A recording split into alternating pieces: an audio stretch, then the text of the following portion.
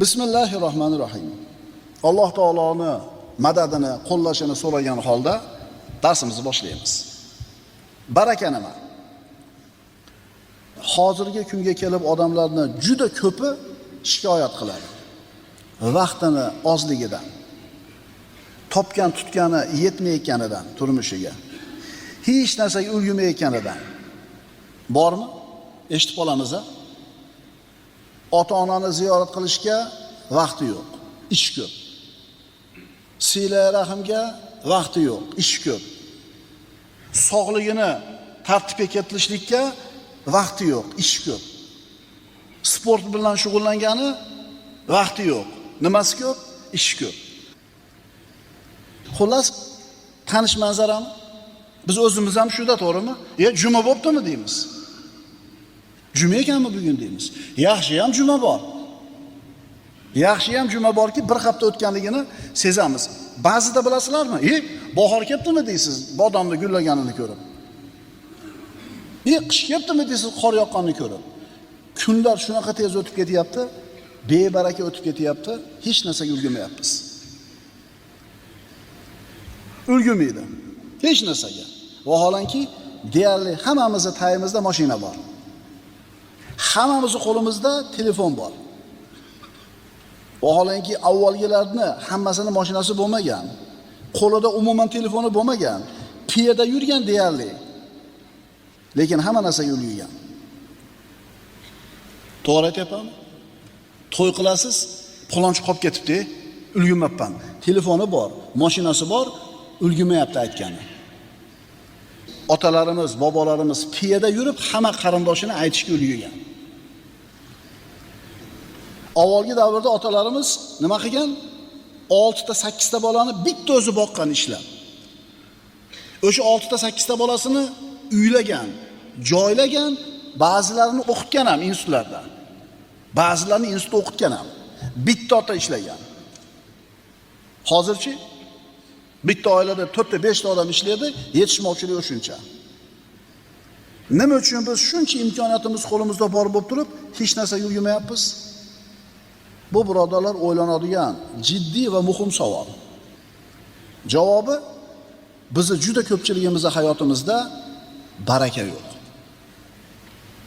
Vaholanki har kuni barakani so'rab duo qilamiz. Ota-onamiz baraka tilab duo qiladi. O'zimiz baraka so'rab duo qilamiz. Bormi? Bu baraka so'rashimiz yaxshi narsa. Har bitta musulmon ilmiga, puliga, vaqtiga, oilasiga baraka so'rashligi kerak. Bu mahbub narsa. Ammo shu so'rayotgan narsamiz baraka o'zi nima ekanligini, barakani nima ekanligini bilamizmi? Baraka nima? Javob bering o'zingizga. Bilasizmi? Baraka hammaga kerak. Hammaga kerak. Hatto payg'ambarlar ham, anbiyolar ham Allohdan baraka so'rashgan. Muhammad alayhisalom ham baraka so'raganlar. Mana Ayyub alayhisalomning qissasiga murojaat qiling. 18 yil dard chekdi. Farzandlardan ajralgan edi undan avval. Moli dunyosidan ajralgan edi, sog'ligidan ajralgan edi. 18 yildan keyin Alloh taolo boyligini ham qaytarib berdi, sog'ligini ham qaytarib berdi, farzandlarini ham qaytarib berdi. Boyligini qaytarib berganida ustiga oltindan bo'lgan chigirtkalar uchib qo'ndi. Yog'ilib ketdi. Chigirtkalar qanaqa yog'iladi ko'rasizlar. Oltindan bo'lgan. Shunda Ayyub alayhisalom etagini ochib olib, chekalarga tushib qolgan chigirtkalarni bitta-bitta terib qoldi. Shunda Alloh taolo: "Ey Ayyub, axir men seni bu narsadan behojat qilib qo'ymadimmi? Ya'ni shuncha bersam, terasam yana qolgan qutganini ham" deganida, "Ha, izzatingga qasam, Robbim. Ha, behojat qilib qo'yding, ammo barakangdan behojat emasman-da" dedi. O'sha chigirtkalarning qaysinisida baraka borligini Alloh biladi. Shuning uchun yig'yapti hammasini. Demak, baraka hammaga kerak. Boyga ham, kambag'alga ham, erkakka ham, ayolga ham, olimga ham, omiga ham. Baraka hammaga kerak. Baraka nima? Baraka o'sish va ziyoda bo'lish. Baraka yaxshilikning ko'pligi va uning davomiy bo'lishi. Kichkina narsaga baraka tushsa, uni katta qilib qo'yadi. Oz narsaga baraka tushsa, uni ko'paytirib qo'yadi. Ko'p narsaning ustiga baraka tushsa, baraka uni foydali qiladi, davomiy qiladi. Baraka bir narsaning ustida ilohiy hayriyatning davomiy turishi. Mana birodarlar, barakaning nima ekanligiga salaf solihinlarning hayotidan misollar keltiramiz, osonroq tushunishimiz uchun. Ovqatdagi baraka. Handaq kunida payg'ambarimiz sollallohu alayhi vasallam Jabir ibn Abdullohning uyiga bordilar. Jabir ibn Abdulloh payg'ambarimiz sollallohu alayhi vasallamning och qolganligini, bir necha kun ovqatsiz yurganligini ko'rib, uyida 3-4 kishiga yetadigan ovqatni ayoliga tayyorlab turib, pishirib turdi, buyurib qo'yib, Rasulullohning oldiga kelib, "Ya Rasululloh, bir 3-4 ta o'zingiz xohlagan odamlar bilan birga bizning uyimizga boring ovqatga", dedi. Payg'ambarimiz sollallohu alayhi vasallam, "Ey qavm, Jabir bizni valimaga chaqiryapti, ketdik", dedilar. 300 ta odam keldi.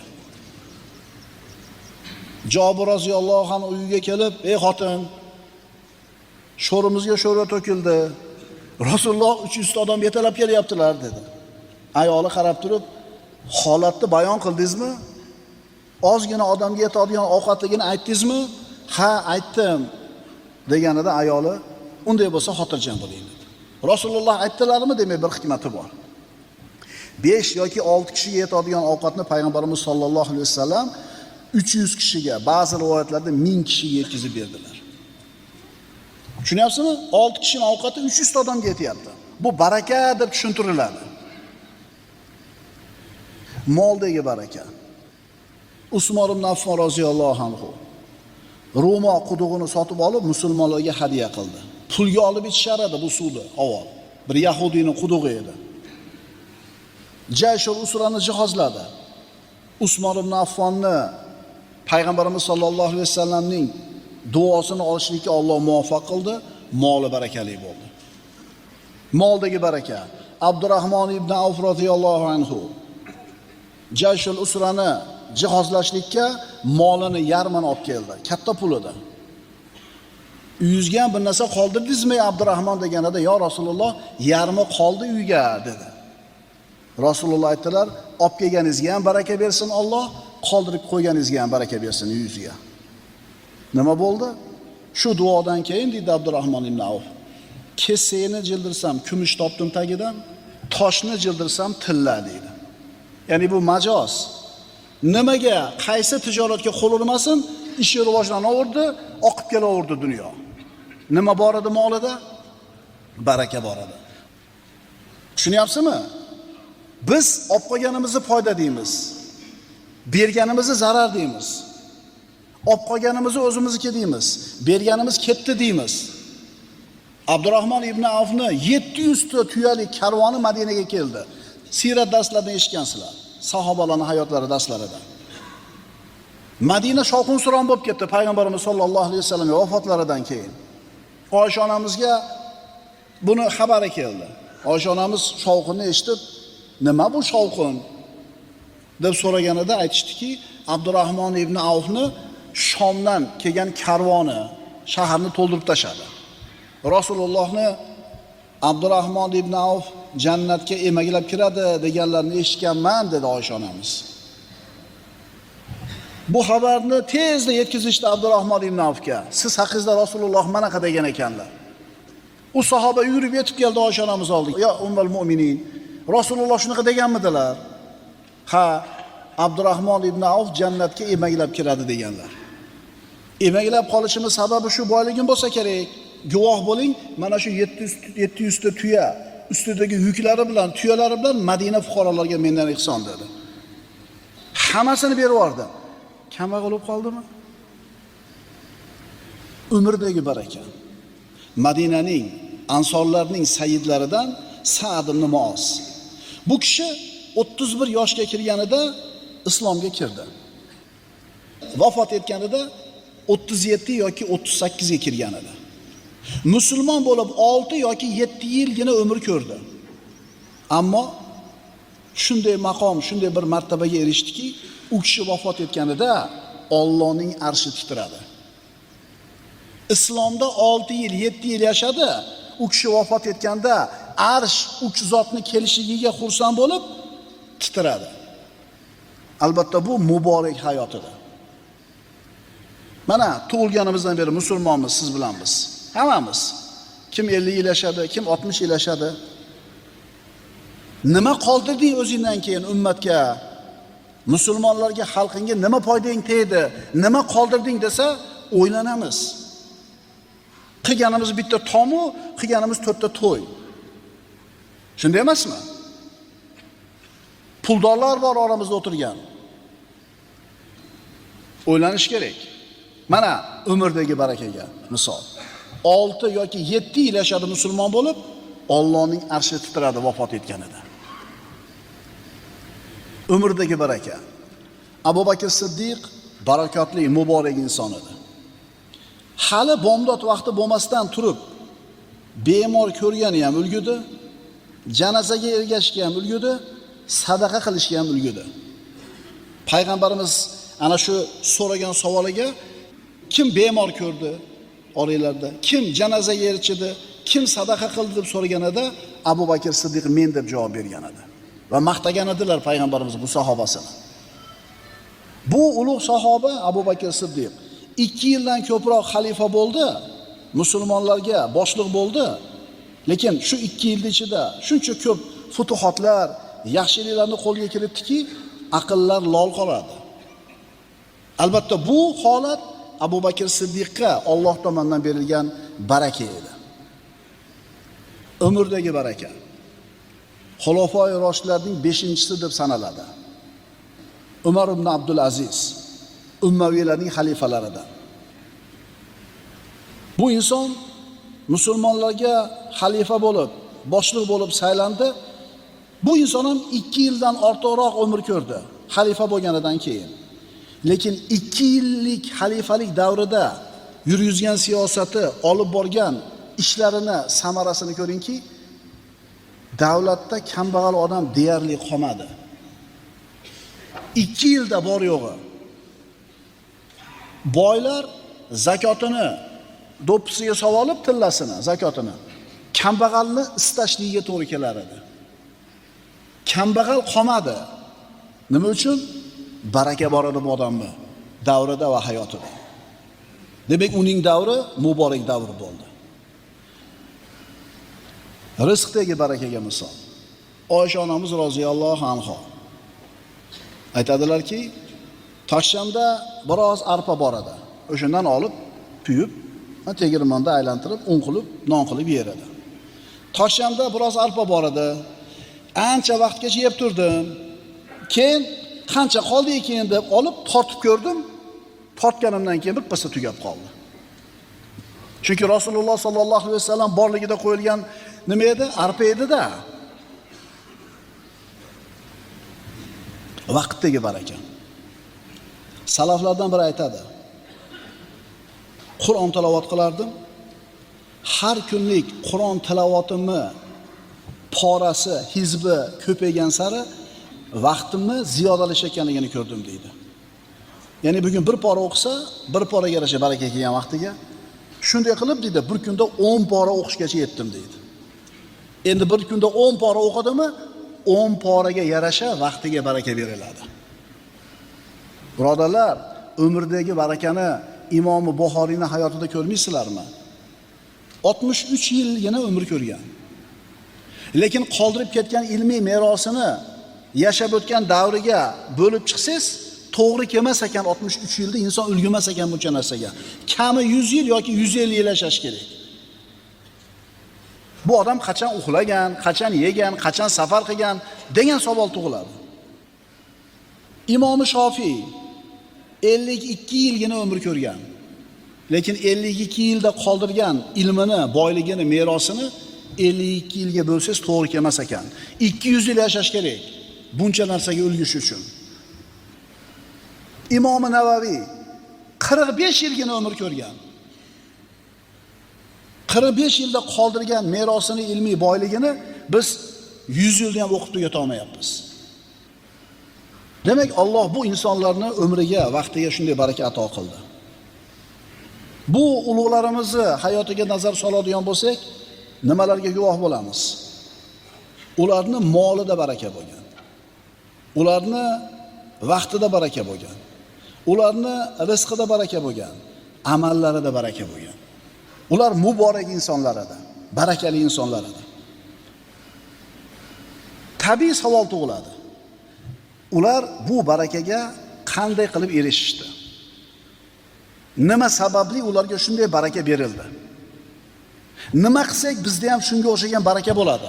Vaqtimizda, pulimizda, umrimizda, sog'ligimizda, oilamizda. Iymon bilan, taqvo bilan. Ularni iymoni va taqvosiga yarasha Alloh tomonidan baraka berildi.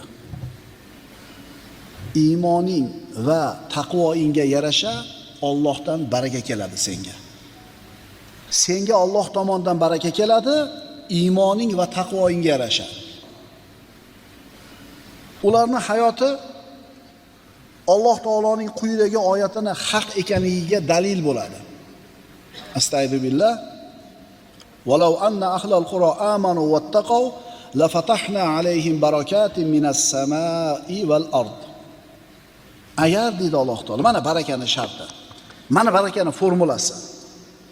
Agar deydi Alloh, qishloq ahllari, shahar ahllari, xullas odamlar iymon keltirganlarida va taqvo qilganlarida edi, biz albatta ularga osmon va yerdan barakotlarni ochib qo'ygan bo'lar edik.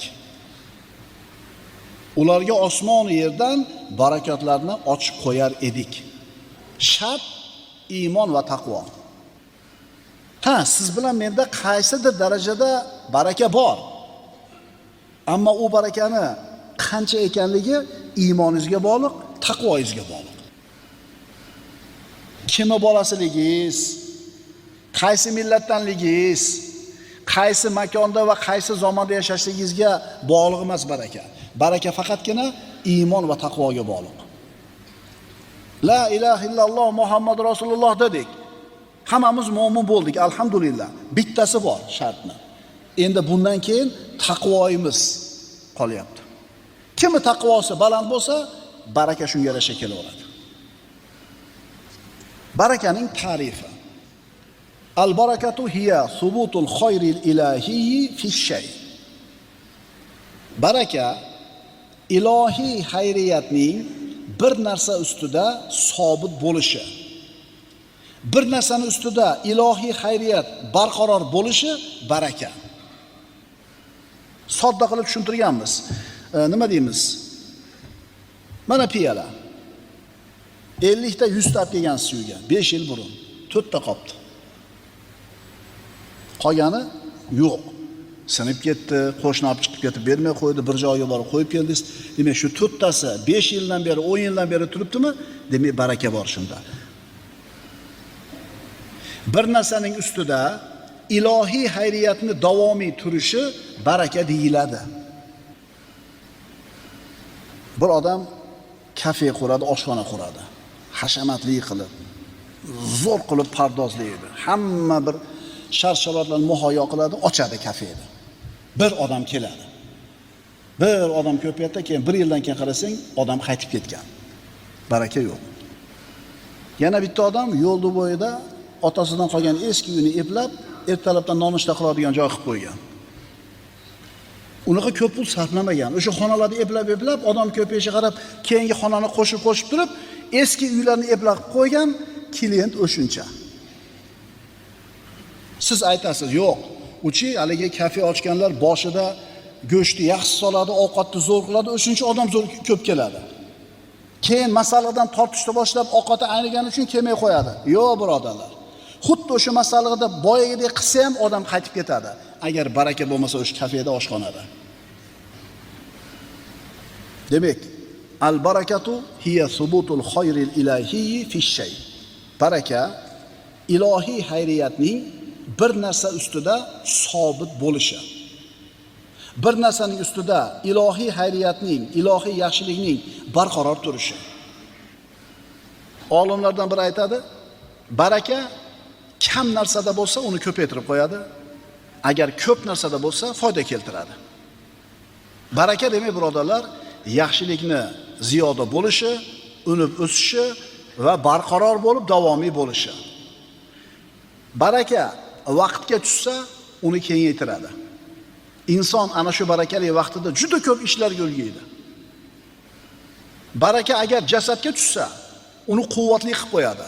Ko'p narsalarga imkoniyati paydo bo'ladi. Baraka farzandlarga tushsa, ular salohiyatli bo'ladi, axloqli bo'ladi, ota-onasiga mehribon bo'ladi. Baraka pulga tushsa, u pulni ko'p narsalarga yetadigan, kifoya qiladigan qilib qo'yadi. Pulni ko'p qilib qo'yadi emas.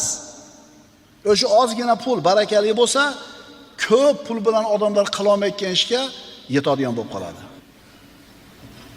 Agar baraka bir odamga tushadigan bo'lsa, Alloh uni barakotli qiladi hamma narsasini. Agar baraka bir kishining ilmiga tushsa, bu ilm uni amalga va qo'rquvga boshlaydi. U barakali ilmdan juda ko'p odamlar foyda oladi. Agar bir banda o'zini hayotida baraka topadigan bo'lsa, vaqti kengayadi, imkoniyatlari ziyodalashadi, hayotda erishadigan muvaffaqiyatlar, natijalari ko'payadi, karomatlar sodir bo'ladi.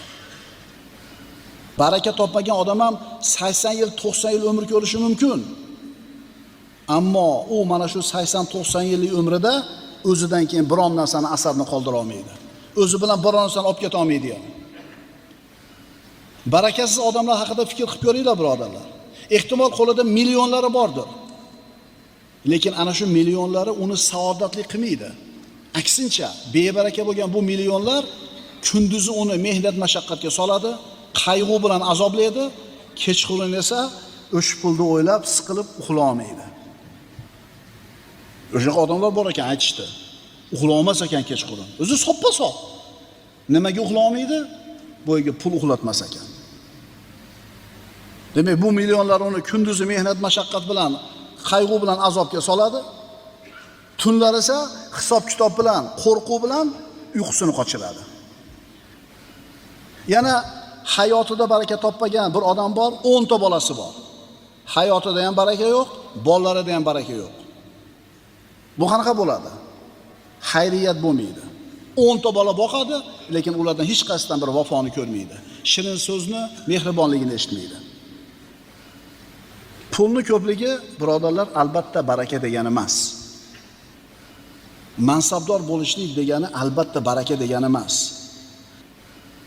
Farzandlarning ko'pligi albatta baraka degani emas. Oliy ma'lumot, diplom aniq baraka degani emas. Baraka, birodarlar, qalbdagi bir ajib shuur. Inson uni his qiladi. U his uni nafsini poklanishiga, qalbini osoyishta bo'lishiga, hayotini osudaligiga, ko'zlarini quvonchiga, boriga qanoat qilishga hamda Allohning taqdiriga rozi bo'lishiga olib boradi. Payg'ambarimiz sollallohu alayhi vasallamning hayoti barakot, vaqti barakot, so'zlari barakot, borlig'i barakot. Ko'rmaysizmi? Bor yo'g'i 23 yil payg'ambarlik davrida yer yuzidan, birodarlar, shirkni, jaholatni ketkizib, tavhid, axloq va ma'rifatni yoyishga ulgurdilar. Qolgan insonlarga ustozlik qiladigan darajadagi ummatni tarbiya qildilar. 23 yilda. Bular vaqt, umr, tana, da'vat ishlariga berilgan barakaning ko'rinishi edi. Baraka so'zining lug'aviy ma'nosi. Barakal ba'iru. Tuya yerga cho'kdi. Ya'ni yerga o'rnashdi, qaror topdi, sobit bo'ldi. Ulamolar aytishadi, barakaning haqiqati, mohiyati sobitlik va barqarorlik. Tuya yerga cho'kdi, sobit bo'ldi, barqaror bo'ldi. Jilmaydi, qimirlamay turadi. Demak, baraka degani bitta yaxshilikni, xayriyatni bir joyda bo'lib ketib qolmasligi, doim turishligi, barqaror bo'lishligi. Va sumiya bizalika li subutil khayri fihi subutal ma'i fil birkati. Hovuzda suv sobit turganidek, unda yaxshilik sobit turgani uchun shunday nomlandi. Hovuzga suvni quyib qo'ydingiz, sobit turibdimi? Ketib qolmayaptimi? Oqib ketmayaptimi? Sobit turibdi. Xuddi shunga o'xshagandek baraka degani bir narsani ustidagi xayriyatni sobit davomiy turishligi. Barakali narsa. Ikkinchi nomi muborak narsa. Bu muborak narsa. Muborak narsa nima? Muborak narsa shundayki, u narsani ichida yoki ustida xayriyat va yaxshilik doimiy suratda bor bo'ladi. Muborak bo'lsin deymiz. Tabrik degani baraka tilash degani. Uni bo'lsin, ziyoda bo'lsin deb duo qilishlik. Molingga baraka bersin, joningga, ilmingga, ahli oilangga baraka bersin. Ya'ni mana shu narsalar o'sib ziyoda bo'lsin degan. Alloh azza va jallaning kalomi bo'lgan Qur'on ham birodarlar muborak, barakali. Chunki uning ichidagi yaxshiligini sanab adoga yeta olmaymiz. Qur'oni Karimning turgan bitgani baraka. Qur'on muborak kitob. Astagfirullah. Va hada kitabun anzalnahu mubarakun. Bu Qur'on bir muborak, o'zimiz nozil qilgan kitobdir. Qur'on muborak kitob ekanligini Alloh aytayapti. Mana qiyomatgacha Alloh taolo bu Qur'onni saqlab beraman degan, qiyomatgacha ichidan yaxshiliklar chiqib kelaveradi. Qur'onning xayriyati tugamaydi. Kitabun anzalnahu ilayka mubarakun. Sot surasi. Biz sizga nozil qilgan bir muborak kitobdir. Demak, Qur'on hamma barakali narsalardan ko'ra barakaliroq. Hamma barakali narsalardan ko'ra barakaliroq, chunki turgan bitgani baraka Qur'onni. Muborak. Muborak degani barakali qilingan. Kimdir uni barakali qilgan. Muborak narsa uni ustiga kimningdir tarafidan baraka tushirilgan. Ma'qulmi? Endi al-barakatu minalloh deganlar Rasululloh. Baraka Allohdan bo'ladi. Endi Alloh taoloning muborak desa bo'ladimi, yo'qmi? Alloh haqida so'z ketsa, Allohni muborak deb bo'lmaydi. Chunki hozir aytdik-ku, muborak degani kimdir tomonidan barakali qilib qo'yilgan. Uyni Alloh barakali qildi. Alloh barakali qildi uyni. Lekin Alloh taolo haqida so'z ketadigan bo'lsa, Allohni muborak deb bo'lmaydi. Chunki agar Alloh muborakdir deyilsa, kimdir Allohni barakali qilib qo'ygan bo'ladi. Kimdir Allohni barakali qilib qo'ygan bo'ladi. Bunday bo'lishi mumkin emas. Allohning ustida hech bir kimsa, hech bir narsa bir ish qilishi mumkin emas. Allohning ustida hech kim biron narsa qilishi mumkin emas. O'zi asli baraka Allohning mulki. Barakani Alloh beradi. Baraka Alloh tomonidan keladi. Narsalarni barakali qiladigan Allohning o'zi. Endi Alloh haqida so'z kelsa, Alloh taborak va taolo deyiladi. Muborak emas, taborak deyiladi. Nima degani? Alloh taoloning o'zi barakotli deyiladi. Tushunarlimi? Alloh taoloni muborak, barakali qilingan deyilmaydi. Alloh taborak va taolo deymiz. Alloh o'zi barakali zot. Barakani Alloh beradi. Xo'jayingiz ham bera olmaydi, domlangiz ham bera olmaydi, hech kim bera olmaydi. O'shuning uchun barakani kimdan so'raladi? Allohdan so'raladi. Allohumma solli ala sayyidina Muhammaddan salovat bor. Allohumma barik ala Muhammadin va ala ali Muhammad kama barakta ala Ibrohim va ala ali Ibrohim innaka Hamidum Majid.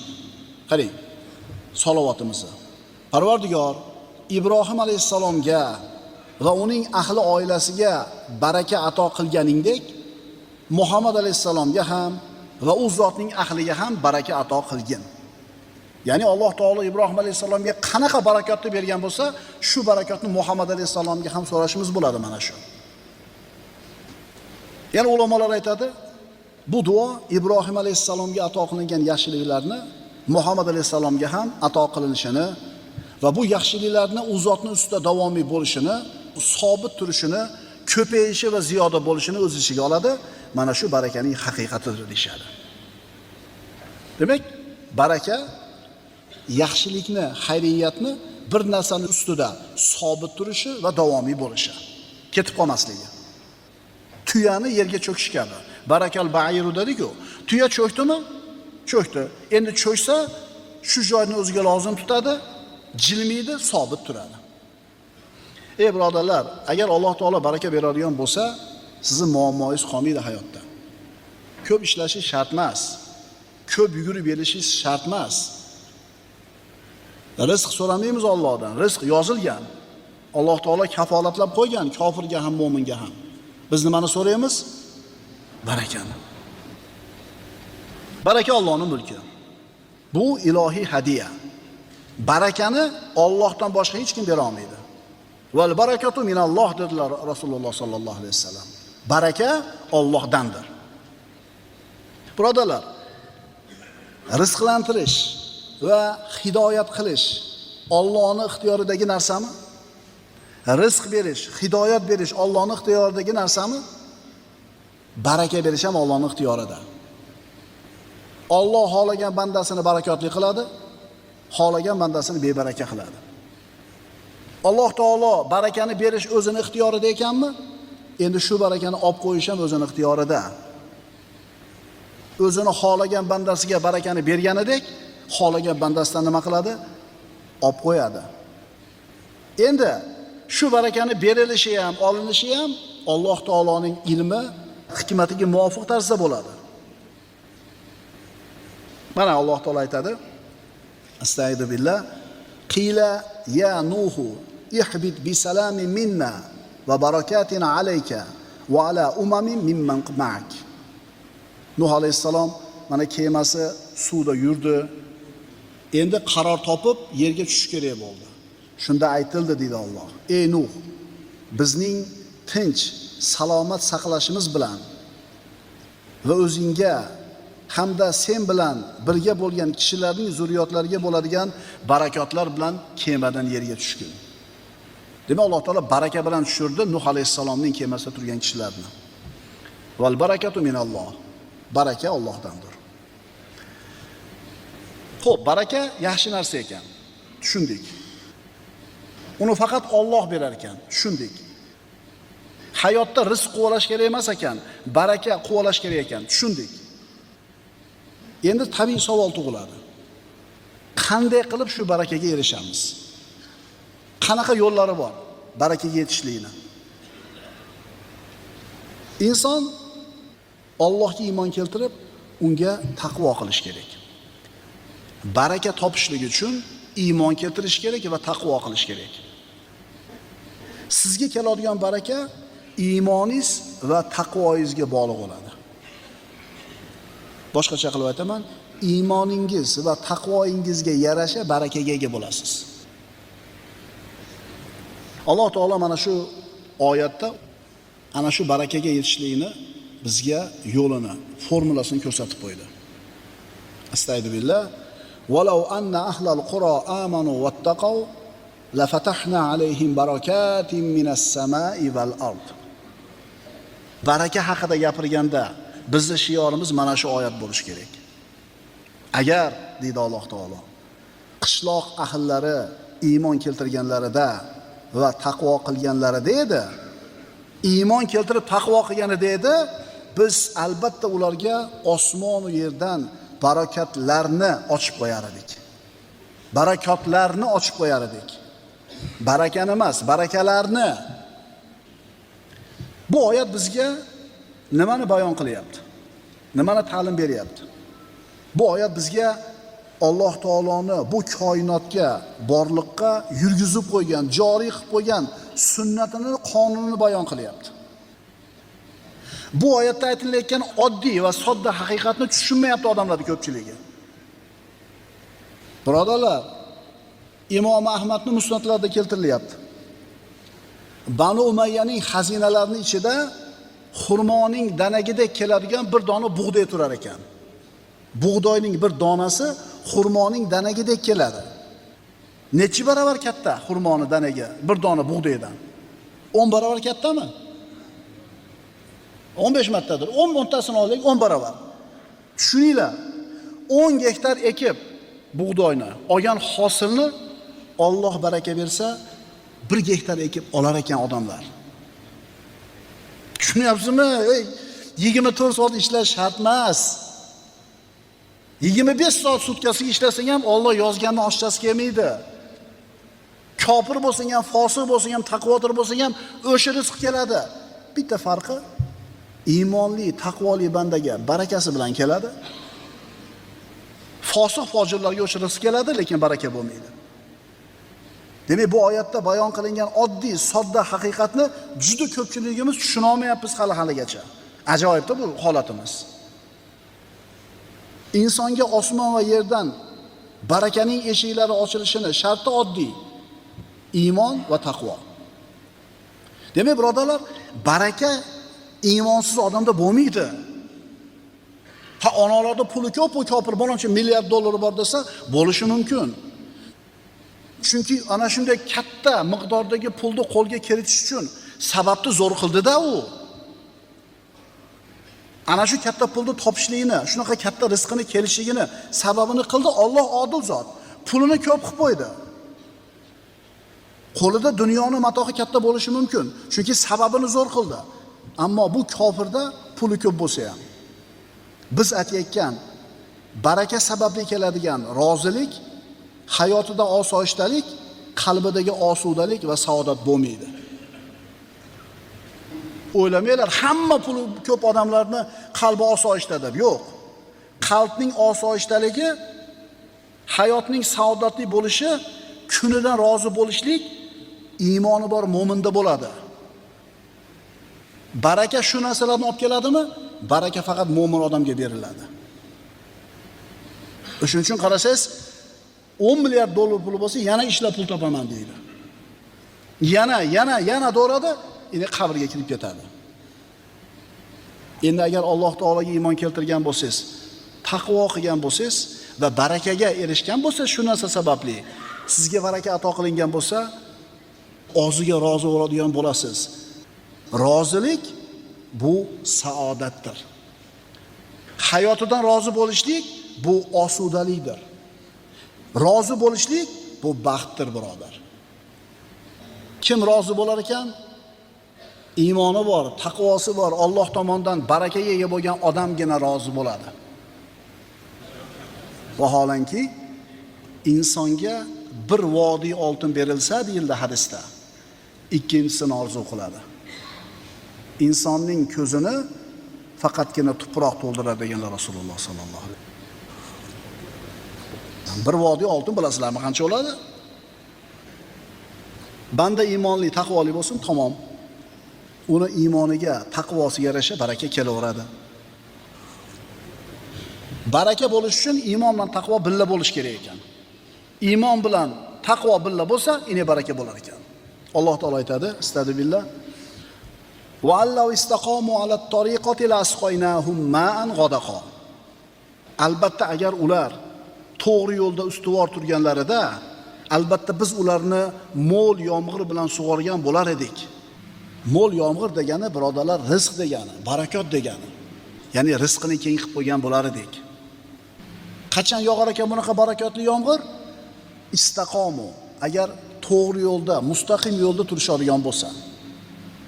Agar qishloq ahllari iymon keltirganlarida va taqvo qilganlarida, biz albatta ularga osmon va yerdan barakalar eshigini ochib qo'yar edik. Bitta barakani demayapti. Nimani? Birodalar, oilam kichkina bir qishloqqa o'xshaydi. Ana shu oila a'zolari ham taqvo qilsa, iymonlarda sobit bo'lsa, Alloh taoloning buyurib qo'ygan buyruqlariga amal qilib, qaytarilardan qaytadigan bo'lsa, bu oilani ustiga ham barakot keladi. Buning o'rniga bu oilaning a'zolari yolg'on gapirsa, savdosida yolg'on gapirsa, tarozidan ursa, ibodatga beparvo bo'lsa, gunoh ma'siyatlarni qilayotgan bo'lsa, ularga baraka kelmaydi. Oyatda baraka demadi. Barakatun, birlik siyg'asida aytilmadi. Barakat dedi. Barakalar deyildi. Agar qishloq ahli iymon keltirib taqvo qilganlarda biz barakalarni ochib qo'yar edik. Barakani emas, barakalarni. Bu albatta siz bilan bizning qalbimizga xursandchilik olib keladi. Birodarlar, oyatda rizqni ochib qo'yamiz demadi. Barakalarni ochib qo'yamiz dedi. Rizq muayyan bitta narsa bo'lishi mumkin. Masalan, umri rizq, puli rizq, sog'ligi rizq, farzandlari rizq. Rizqni demadi, barakalarni ochib qo'yamiz dedi. Endi barakalarni olsa, biz aytayotgan mana shu rizqni hamma turiga tushadi. Oilasida ham baraka bo'ladi, farzandlarida ham baraka bo'ladi, pulida ham baraka bo'ladi, vaqtida ham, ilmida ham. Tushuninglar, biz yuribmiz ko'chada. Nima deb?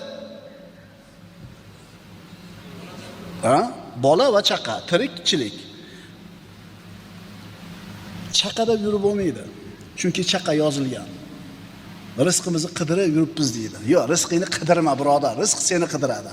Payg'ambarimiz aytayaptilar, bandani ajali quviganidan ko'ra bandani rizqi ko'proq quviydi. Ajalingizdan qochib qutula olmaysiz-a? Bandani ajali qidirganidan, quviganidan ko'ra bandani rizqi ko'proq quvolaydi. Rizq istamanglar, rizq qidirmanglar, rizq yozilgan, u keladi. Biz baraka qidirishimiz kerak.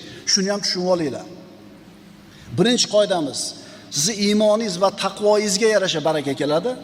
Ikkinchisi, rizq istash kerak emas. Rizq qidirish kerak emas, baraka qidirish kerak.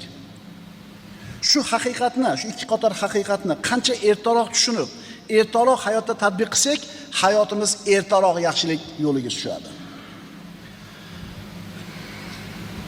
Yana Alloh taolo bu oyatda la fatahna dedi. Biz albatta ochib qo'yar edik deyapti. Alloh taolo ta'kidlab aytayapti. Albatta ochib qo'yamiz. Kimga barakani ochib qo'yamiz? Osmon yerdan baraka eshiklarini kimga ochib qo'yamiz? Iymoni va taqvosi bor odamga. Iymon bilan taqvo hammaning imkoniyatida bor narsa. Qancha iymoningiz kuchli bo'lsa, qancha taqvoingiz kuchli bo'lsa, shunga yarasha baraka kelaveradi. Oyatdan olinadigan xulosa. Hayotda baraka topishning sharti iymon va taqvo. Allohga bo'lgan iymon va taqvo dunyo hayotiga to'g'ridan to'g'ri aloqasi bor narsa. Din boshqa narsa, hayot boshqa narsa deydi-yu ayrim odamlar. Bizda-chi musulmonlarda tug'ilishingizdan tortib go'rga kirguningizga qadar bo'ladigan hayotingizni har bitta lahzasida, bosqichida din bor. Oyoq kiyimni yechib kiyayotganda payg'ambarimizning sunnati bor. Ovqat yeyotganimizda qanday yeyishimiz haqida payg'ambarimizning ko'rsatmalari bor. Uylanishida qanday uylanishimiz kerak. Demak, ikkinchi xulosa, Allohga bo'lgan iymon va taqvo bu dunyo hayotiga aloqasi yo'q narsa emas. Dunyo hayotiga to'g'ridan to'g'ri aloqasi bor narsa.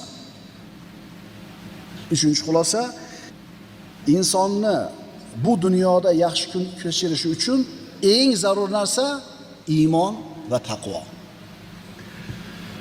Yana oyatda amanu vattaqov deyildi. Iymon keltirganlarida va taqvodor bo'lganlarida.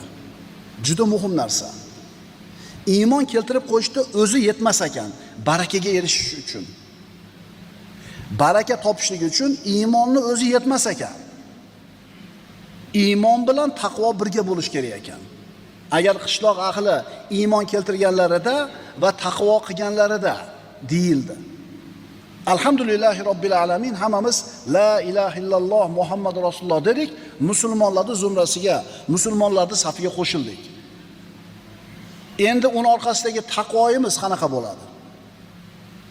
Iymoningiz, taqvoingiz birga bo'ladi, keyin baraka keladi. Takrorlaymiz. Imom Ahmadning musnadlarida shunday bir xabar bor ekan. Banu Umayyaning xazinalari ichida xurmoning danagiga teng keladigan bug'doy donasi turar ekan. Bir dona bug'doy kattaligi xurmoni danagidek keladi. Va yozib qo'yilgan ekan u tagiga.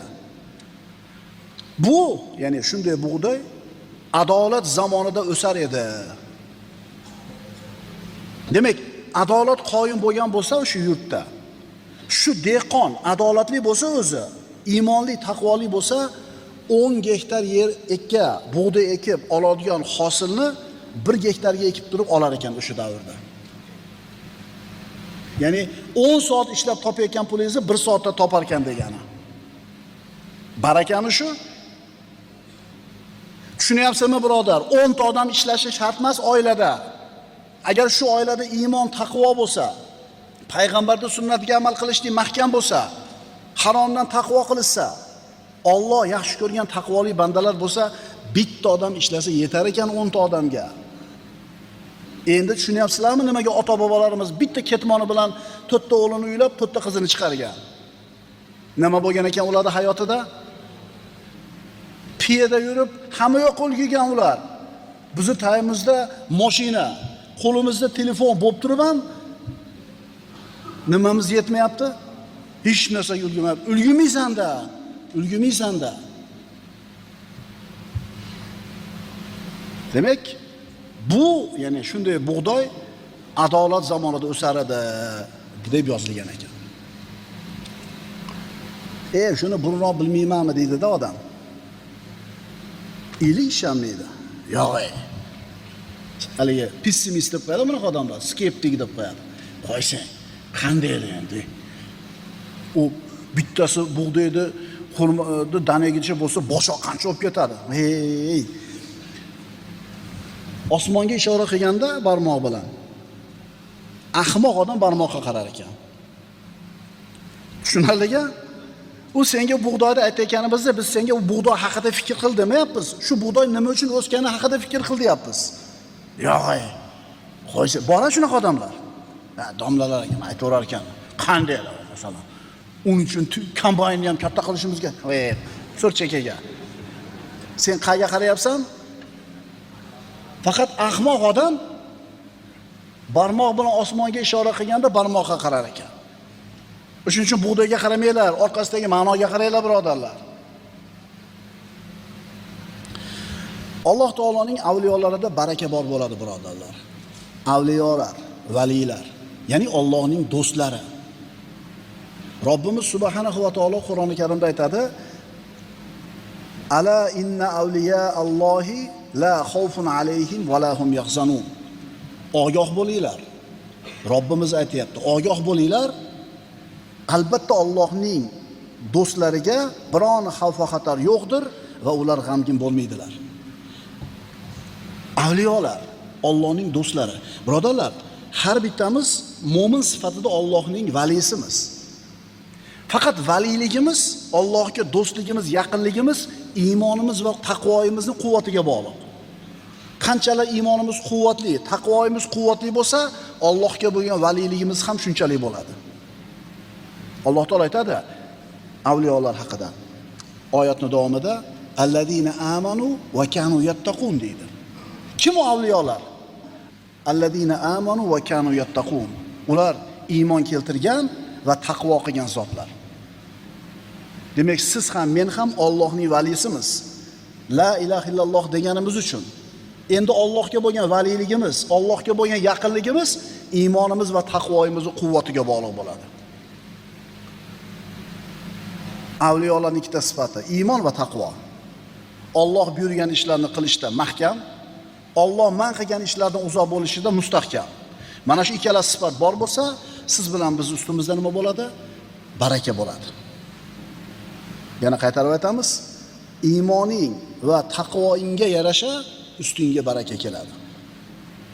Biror namoz o'qiydi, roza tutadi, ehtimol soqol ham qo'ygan, ammo ancha-muncha haromga parvo qilmaydi. O'zini dindor deb biladi. Ehtimol darsxonasi ham bor, axloqi buzuq, kibr bor, odamlarni mensimaydi. Bunaqa odamda ham baraka bo'lmaydi. Iymoni va taqvosi o'rnida bo'lgan odamni odobi go'zal bo'lmay iloji yo'q. Odobingiz yaxshi emasmi? Xulqingiz go'zal emasmi? Demak, taqvo degan narsa yo'q. Soqolingiz 1 metr bo'lsa ham, pochangizni tizzagacha shimalagan bo'lsangiz ham.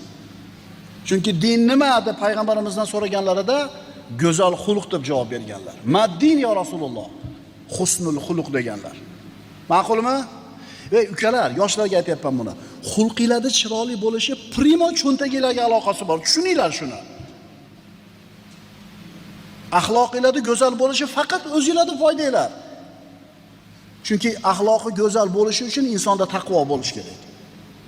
Axloqi buzuqmi, demak taqvosi yo'q. Bunda baraka bo'lmaydi. Ma'qulmi? Bilib qo'yinglar. Mana shunaqa axloqi buzuqlar bilan birga o'tirar ekansiz, ularga keladigan kasobat sizga ham keladi. Chunki ulfating aloqalat bo'lsa, al-mar'u ala dini khalilihi deganlar payg'ambarimiz sollallohu alayhi vasallam. Kishi do'stining dinida bo'ladi. Kishi do'stining dinida bo'ladi. Kishi kimni do'st ekanini qarasin. Alloh azza va jalla iymon keltirib, taqvo qilib, ana shu barakani qo'lga kiritadigan bandalardan bo'lishimizga o'zi muvaffaq qilgan bo'lsin. Baraka nima degan savol berilganda, bizda ana shu savollarga yetarli javob bo'lsin. Baraka nima ekanligini tushunib olaylik degan narsani oldiga maqsad qilib qo'yganmiz. Rizq quvish kerak emas. Rizq yozilgan. Rizqqa sabab bo'ladigan mehnatni qilamiz, biz baraka qidirishimiz kerak. Baraka bir narsaning ustida ilohiy xayriyatning davomiy turishi. Bir narsaki, uni ustida ilohiy xayriyat davomiy turadi. Qaysi narsa Allohning toatiga sarflanayotgan bo'lsa, demak shu narsa barakali. Pulingiz Alloh rozi bo'ladigan joyga sarflanyaptimi? Demak pulingizda baraka bor. Vaqtingiz Alloh rozi bo'lgan ishlarga ketyaptimi? Demak barakali. Umringiz Allohni rozi qiladigan ishga sarflanyaptimi? Demak umringiz barakali. Muhammad alayhisolatu vassalam va u zotning sahobalari eng taqvodor insonlar bo'lishgan. Ana shu taqvo sabablarini qoyim qilishida eng peshqadam inson bo'lishgan. Shuning uchun ularda hamma yo'q barakali bo'lgan. Umri ham, puli ham, vaqti ham, sog'ligi ham. Barakali inson qanaqa bo'ladi u? U shunaqa odamki, qayerda bo'lsa ham u undan foydalaniladi. Barakali odam qayerda bo'lsa atrofidagilarga foydasi tegadi. Endi inson taqvosi kuchaygan sari, Allohga yaqin bo'lgan sari barakasi ham ziyoda bo'lib boradi. Vaqtiga, umriga baraka kiradi. Qisqagina vaqtda ko'p ishlarga yo'laydi, ozgina mablag'i bilan katta amallarni qilishga muvaffaq bo'ladi. Barakali kishi qanaqa bo'ladi? Barakali kishining suhbati ham barakali bo'ladi. Eng barakali inson bu ilmli inson. Hadisda aytiladi-ku. Katta hadis, farishtalar bu odamlar haqida Allohga hisob berganda Alloh ularni hammasini gunohini kechirganligini aytadi. Ilm majlisi niyatida kelganlarni. Shunda farishtalar Parvardigor, mana banda ilm majlisi deb kelgani yo'q. Bir ishi bilan keldi. Uni ham kechira olasanmi deganida Alloh taolo aytdi, u majlis, ilm majlisi shunday majliski, u yerda o'tirgan odamlar shunday odamlarki, ular bilan birga o'tirganlar bu narsadan, xayriyatdan mahrum bo'lmaydi. Ma'qulmi? Ilm majlisi eng barakotli majlislardan. Barakot. Alloh taolo o'zi yaratgan mahluqotlarni barakotli qildi. Makonlarni, vaqtlarni, o'rinlarni. Ana barakali vaqtga misol. Laylatul Qadr kechasi. Qadr kechasi barakali kecha. Laylatul Qadri khayrun min alfi shahr. Boshqa oyatda inna anzalnahu fi laylatin mubarakatin dedi. Albatta biz uni bir muborak, barakotli kechada nozil qildik. Ramazon kechasi hammasi barakalik, endi uning ichida Qadr kechasi barakasi ziyodaroq bo'ladi. Chunki Qur'on nozil bo'lgan kecha barakali bo'lmay iloji yo'qda. Chunki Qur'onning o'zi tushganligi bu kechani barakasi uchun kifoya qiladi. Zulhijja oyining 1-10 kuni. Bu ham muborak kunlar. Barakali vaqtlardan tong pallasi barakali birodarlar. Rizqni kelishi, baraka yo'llari ochiladigan vaqt tong paytda bo'ladi. Payg'ambarimiz sollallohu alayhi vasallam bizning Muhammad alayhisalomning ummatini tongi vaqtiga baraka tilaganlar. Aytganlarki, Allohumma barik li ummati fi bukuriha. Parvardigor, ummatimning ertalabki vaqtini barakali qilgin. Yo'q birodarlar, bomdoddan keyin uxlash mumkin emas degan gap yo'q. Kun chiqqandan keyin uxlasangiz, o'sha baraka bomdod namozi bilan kun chiqishlik orasida bo'ladi. Kun chiqqandan keyin uxlavering.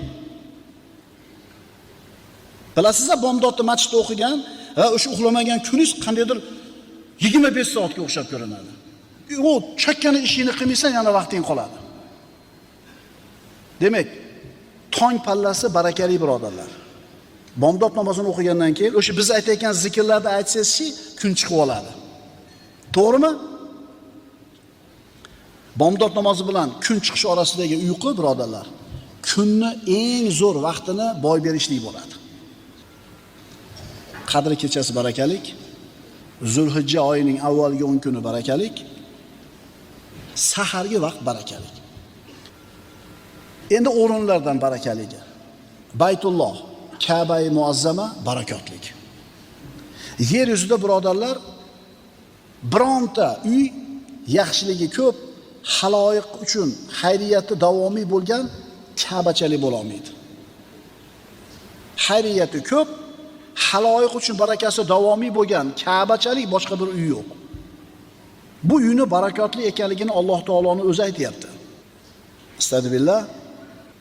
Inna awwala baytin wudiya lin-nasi lalladhi bi Bakkata mubarakan va hudan lil alamin. Albatta odamlar ibodat qilishlari uchun qurilgan birinchi uy Makkadagi muborak va butun olamlar uchun hidoyat bo'lgan Ka'ba. Demak, Ka'ba-i muazzama barakot.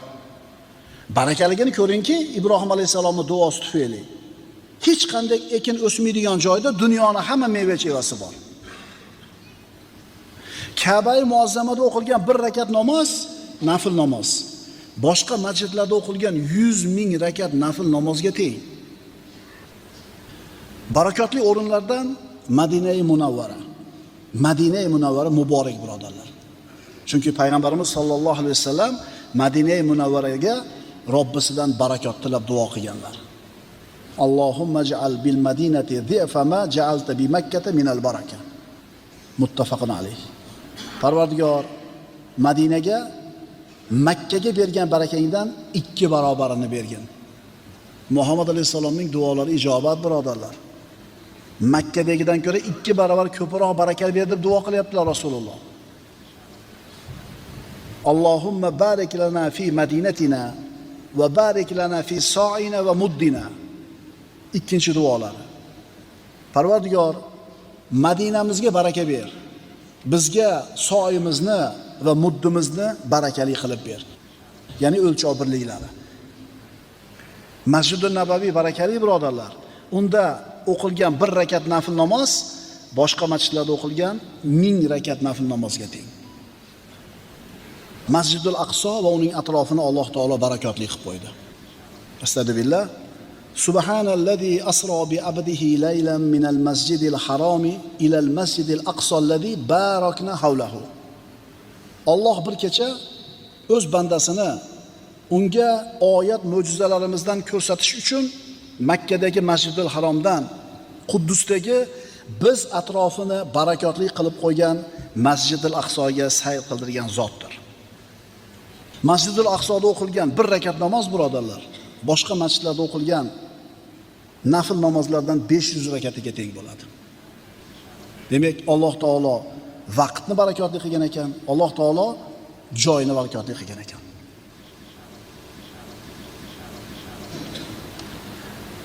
Alloh azza va jalla ana shu salafus solihinlarni yaxshilikni va barakani asli bo'lgan Qur'oni Karimni o'rganishlikka hidoyat qildi.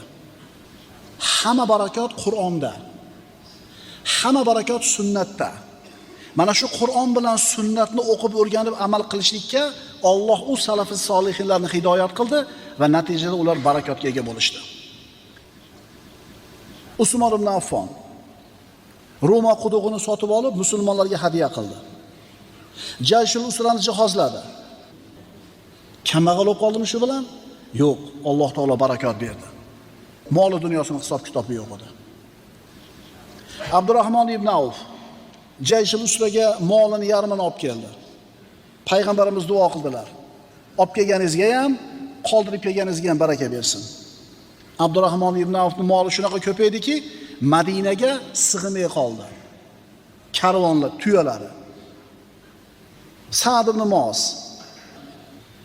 ibn Muoz roziyallohu anhu ansorlarning sayyidlaridan edi, Madinaning sayyidlaridan. 31 yoshga kirganda islomni qabul qilgan edi. Vafot etganida 37 yoki 38 yoshda edi. 6 yil yoki 7 yil islomda umr ko'rdi. Lekin shunday barakotli hayot bo'ldiki, u kishi vafot etganida Allohning arshi titradi. Abu Bakr Siddiq roziyallohu anhu. Bu inson muborak inson edi. Qarang, hali bomdod vaqti bo'lmasdan turib, kasal ko'rgani ham ulgudi. Janozaga ergashgani ham ulgudi. Sadaqa qilishga ham ulgudi.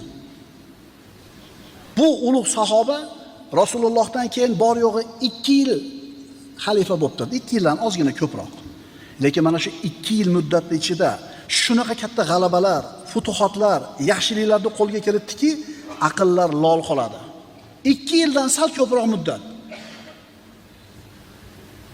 Mana shunga o'xshagan qisqa muddatda ichida juda katta bir xayriyatlar erishgan yana bir ulug' inson. Ummaviylarning xalifalaridan bo'lgan Umar ibn Abdul Aziz. Umar ibn Abdul Aziz bu kishi ham musulmonlarga xalifa bo'ldi-da, 2 yildan ko'proq umr ko'rdi. Endi u kishining barakotini ko'ringki, taqvosini ko'ringki, davlat ishida olib borgan adolatli siyosatini ko'ringki, yurtda shunaqa baraka, shunaqa kengchilik yoldiki, kambag'al qolmadi. Insoniyatning oltin davri deydi tarixchilar mana shu davrni. Boylar zakotini do'ppisiga sovolib tillasini, kambag'alni qidirishiga to'g'ri kelgan. Haqiqatan ertakka o'xshayaptimi? Lekin shunaqa bo'lgan. Agar adolat hokim bo'lsa mamlakatda, bir yurtda adolat qoyim bo'lsa, shu yurtda albatta xayriyat yoyiladi. Bir zavodda, bir fabrikada, bir tashkilotda rahbari adolatli bo'lsa, oilani boshlig'i adolatli bo'ladigan bo'lsa, baraka keladi. Mana avvalgi darslarimizda aytdik-ku. Ahmad ibn Hanbalning musnadlarida keltirilyapti. Banu Umayyaning xazinalarining orasida xurmoning danagichalik keladigan bir dona bug'doy turar edi. Bir dona bug'doy xurmoni danagichalik keladi. Yozib qo'yilgan, bu adolat qoyim bo'lgan davrda o'sar edi. Umar ibn Abdul Aziz davrida xazinada pul shunaqa ko'payib ketdiki, sarf qiladigan joy qolmadi. Davlatda sarflaydigan joy qolmadi pulda. Nima qiladi? Xalifa buyurdi. Qarzdorlar bo'lsa e'lon qilinglar. Kelsin, davlatning hisobidan qarzlarni uzib qo'yamiz. Qarzdor ham qolmadi. Yana pul to'lib toshyapti. Baraka. Yana buyurdi. Buyuring. Uylanishga imkon bo'lmayotgan bo'ydoqlar bo'lsa, kesin uylab qo'yamiz. Eshitsang ertakka o'xshaydi, lekin barakotli odamlar shunaqa bo'lgan. Adolat qoyim bo'lsa, adolat hukm sursa, barakat mana shunday yoyilgan. Salaf solihlardan biri aytadiki, Qur'on tilovatini qancha ko'p qilganim sari vaqtimga baraka kirishni boshladi. Qiroatni, tilovatni ko'paytiraverdim, vaqtimga baraka kiraverdi, shunday qilib 10 poraga yetkazdim bir kunda deydi. Ulgurmayotganlar hech narsaga. Vaqti yetmayotganlar. Tushunarlimi ishora? Eslangda, Qur'on o'qishni bilasiz, qachon o'qidingiz bir porani o'tirib. Va qarangda, telefoningizda qancha o'tiribsiz kunda. Endi ulgurmaysiz hech narsaga. Bu ulug' insonlarning hayotiga nazar soladigan bo'lsak, ular hayotida baraka topgan ekan. Qanday erishganlar bunga? Ikkita narsa bor. Iymon va taqvo. Ularni iymoni va taqvosiga yarasha Alloh tomonidan baraka berildi. Biz birodarlar, baraka haqida gapirganimizda Alloh taoloning ushbu oyati doim ko'z o'ngimizda tursin. Astagfirullah. Walau anna ahlal qura amanu wattaqaw la fatahna alayhim barakatin minas samai val ard. Mana bu oyat bizni ustimizga baraka kelishligining formulasi. Alloh taolo aytayapti, agar qishloq ahllari, umuman odamlar iymon keltirganlarida va taqvo qilganlarida edi, biz albatta ularga osmon va yerdan barakotlarni ochib qo'ygan bo'lar edik. Xulosa, sizning iymoningiz va taqvoingizga yarasha ustingizga baraka keladi. Iymoningizga yarasha, taqvoingizga yarasha baraka keladi. Baraka nima? Al-barakatu hiya subutul khayril ilahi fi shay. Baraka bir narsaning ustida ilohiy xayriyatning sobit bo'lishi. Baraka hammamizga kerak, birodarlar. Hech kim barakadan behojat bo'la olmaydi. Hatto anbiyo va rasullar ham Allohdan baraka so'rashgan.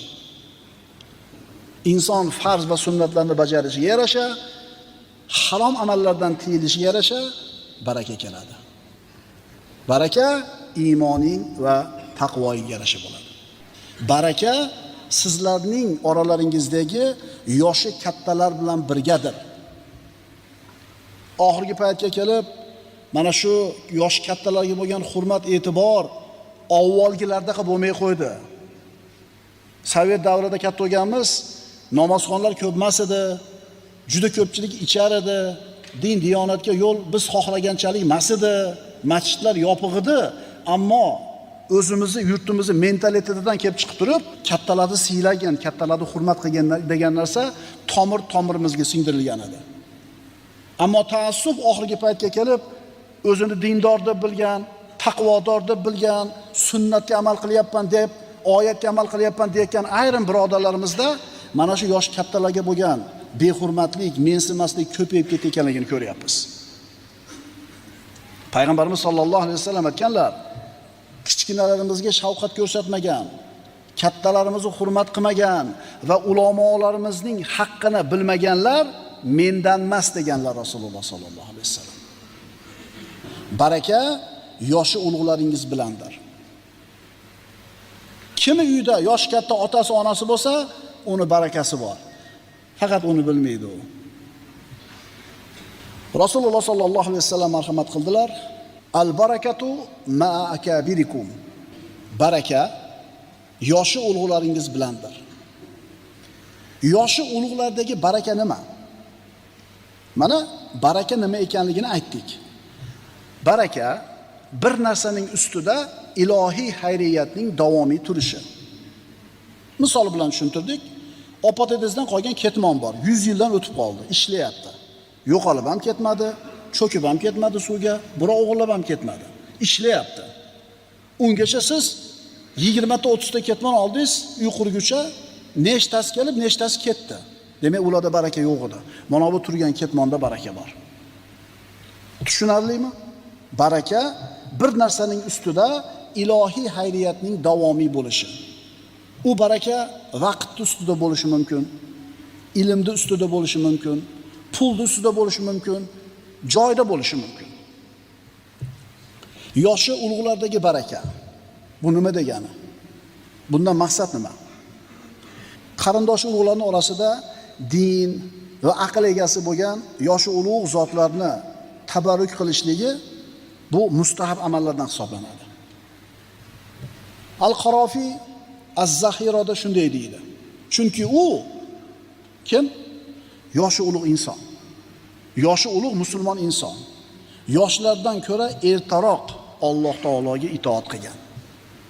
Ya'ni sendan ko'ra ertaroq bosh sajdaga tekkan, sendan ko'ra ko'proq tasbih aytgan. Shuning uchun uni hayoti senikidan ko'ra barakaliroq bo'ladi.